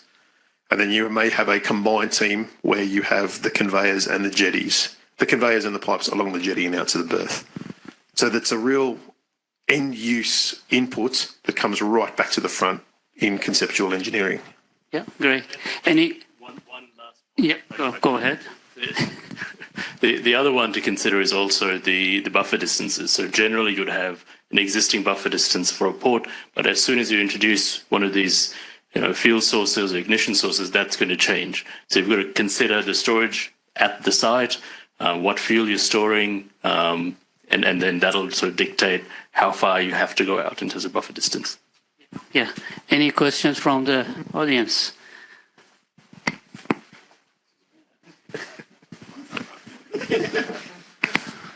I know you guys are looking at your watches, so I'll try and keep it brief. So we've heard a lot about, I guess, green hydrogen requiring a lot of green electricity, but you also obviously need a lot of water to produce green hydrogen. Australia is surrounded by water, but not a lot of it is clean. And as far as I understand, and I can be corrected, electrolyzers need very clean, basically RO water, standard water. So do you view that as a major constraint, a major challenge, or is just a bump in the road in the journey towards hydrogen production, especially at the scale that we're talking for some of these projects? I'll go first. I'm sure everyone has an opinion on this. The amount of water is a lot, but it's not significant. I think it's 11 litres per kilogram or something like that. So it's not a lot of water. So the water itself is not the issue. It's the social license that's the issue. So selling the idea that we're using drinking water to produce energy as opposed to using it for drinking water or agriculture. So the volume of water is not the issue. But desal is probably the solution to that. So like you said, there's lots of water around Australia, and the energy for desalination is very, very small compared to the energy for electrolysis. So yes, you add more energy, but in the scheme of things, it's not a significant issue. Okay, next one. This is a question for Mike. You spoke about the ammonia being probably, I guess you linked to ammonia being more better for transportation, or you're leaning versus the hydrogen. Would you still want to produce hydrogen at the other end from the ammonia? That's a great question, actually, Scott. Maybe, because it depends on the application. So if you're exporting green hydrogen through the form of ammonia to a country that has no renewable energy of its own, or very little renewable energy of its own, this is where the Swiss Army knife comes into great effect. Okay, so I'll answer this in two parts. We'll take it from an Australian context, and we'll take it from an overseas context. Okay, so Australia has abundant renewable energy, right? So let's have a look at the mobility example for the moment. So we have renewable energy, which may be converted to hydrogen, and you have your losses associated with that, which you then put into a fuel cell to power a car. Okay, and there's some losses obviously associated with the fuel cell. Or you can take that renewable energy, put it in the car in a battery, and drive your car. Right? So one has significant advantages. Okay? If you're taking that same renewable energy, converting it to ammonia, putting it on a boat, sending it to somewhere else where there is no abundance of electricity, you want to try and use that hydrogen in as much pure form as you possibly can. But there will still be applications at the other end where you have a demand for electricity. So a portion of that, it may be the best fiscal outcome to crack the ammonia molecule back to raw hydrogen to produce whatever product is needed that needs hydrogen as a chemical feedstock, or potentially straight into the car itself as a fuel cell, as a hydrogen fuel cell. So it depends on the application. That was someone was saying before. It depends on what the user needs this energy form for. Because remember, it's an energy carrier as well as a chemical feedstock. And Australia and Queensland in particular, as you saw from some of that stuff from Net Zero Australia, is really uniquely positioned with its proximity to Asia and its outstanding, world-class ports to take advantage of this. Did that answer your question? Yeah, in a way. I guess the second part of the question would be... I'll just add one more comment to finish the answer to the first part, to say that this is an area where there's a lot of global R&D going on, particularly in those countries that don't have the local renewable energy and therefore are reliant on the imported energy through the various carriers. And they are very actively looking at what makes the most sense for those various end-use cases, whether it can be using ammonia directly. There's a lot of R&D into ammonia turbines, ammonia engines, but there will be a range of end-use cases. That kind of answered my next question. It was going to be how much energy would be needed to convert the ammonia into a fuel source, like into the hydrogen. Don't have the top of it. Yeah, I don't have it off the top of my head, but it's in the table. You'll get it in the slides in terms of a percentage. Cheers. Yeah, thank you. Question? I wrote these things down so I don't have to remember them, Scott. So my question is basically for Prakash. There was this nice story telling a slide which was showing that a vessel has been loading from 21st of January in Hastings and the loading operations ended in 28th. I'm trying to understand how does these changes affect the current port operations? If that's a same size of, let's say, LNG carrier, in worst case scenario, it would take something like 48 hours to load the vessel. And it seems that it's a berth occupation of 7 days. In 7 days, you wouldn't be able to... Okay, I can answer that question. So that was a demonstration, right? You're talking about the Suiso Frontier. Yeah. Yeah. So that was a demonstration to prove you can make hydrogen out of that particular feedstock.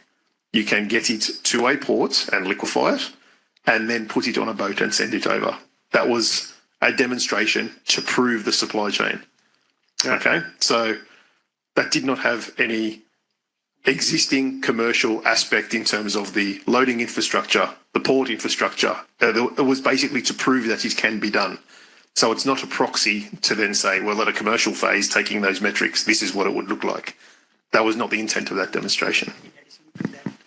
I think another constraint was liquefaction facility constraint that has certain capacity that can deliver.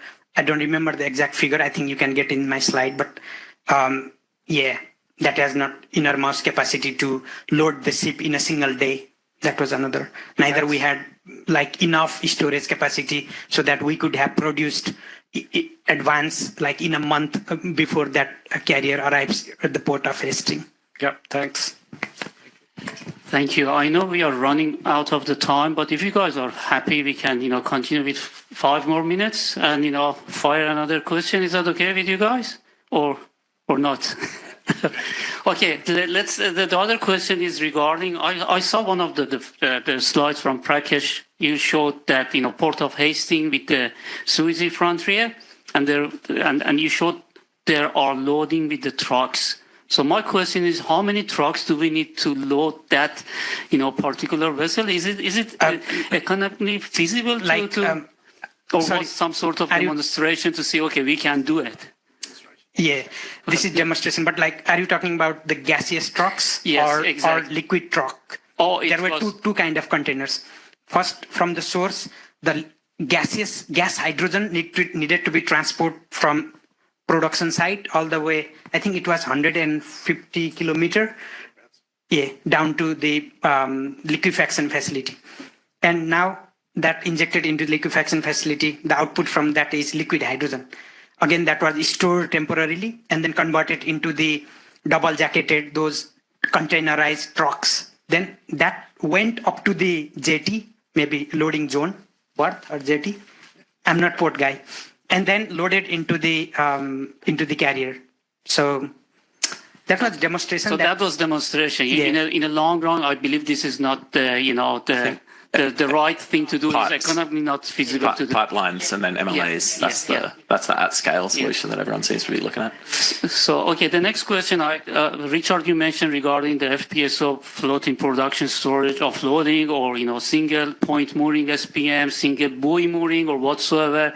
Do we have any feasibility study saying that which part of the exporting facility is the best one based on the condition that we have in Australia? Is just some idea we haven't explored much? As in, which of those potential greenfield solutions is the best? We've done a little bit of concept review of them. There's really there's pros and cons to most of them. One of my this is sort of personal view from what I've researched on the jettyless solutions. One of the biggest challenges and unknowns there is how the regulator is going to view it. There's no subsea pipeline precedent for ammonia. There's no subsea pipeline precedent for hydrogen.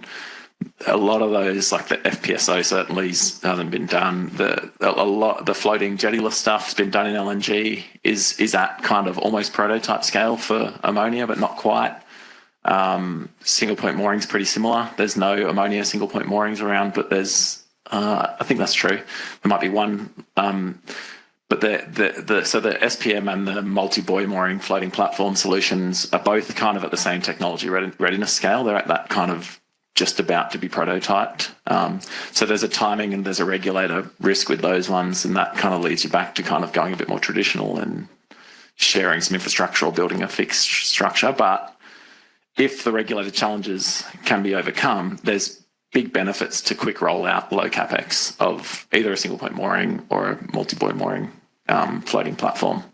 The single point mooring floating solutions probably don't suit Queensland because you need relatively deep water as a limitation, because the riser has to have enough fixed water depth to deal with the variance in tidal level, because it needs to be flexible to let the thing move. So that pushes you towards the kind of fixed tower that was in my picture, which there's not many of them around the world. They cost quite a bit, so probably they eat up a lot of your cost savings. And the single point moorings, the other downside to mention, they take up a lot of space. You need like 4 times LOA radius navigation space around your single point mooring, which is why the multi-buoy mooring is probably more likely in most of Queensland's ports, where we're excising a limited amount of space out of the Great Barrier Reef Marine Park, and we can't just go, let's put a 1.5 kilometre radius empty space out there. Yeah, in terms of fabrication, do we have that sort of capability in Australia to go for it, or do we need to outsource it to other countries like South Korea or I don't know, to be honest. I think that certainly IKEA's stuff they procure themselves through their own. Yeah. I think Southeast Asian fabricators, I'd imagine it'd be most likely to come out of Southeast Asia for the big modules, just because that's what we do in most big construction anyway. Yeah, certainly I don't believe we've got any double-walled pipe manufacturing in Australia large enough for the export volumes that we're talking about for ammonia. Great. 1 or 2 questions from audience in that.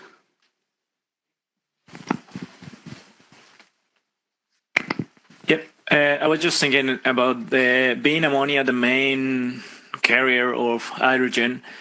Do you have any thoughts or concerns about the market that could be affected by it, like the refrigerant or even fertilizer market?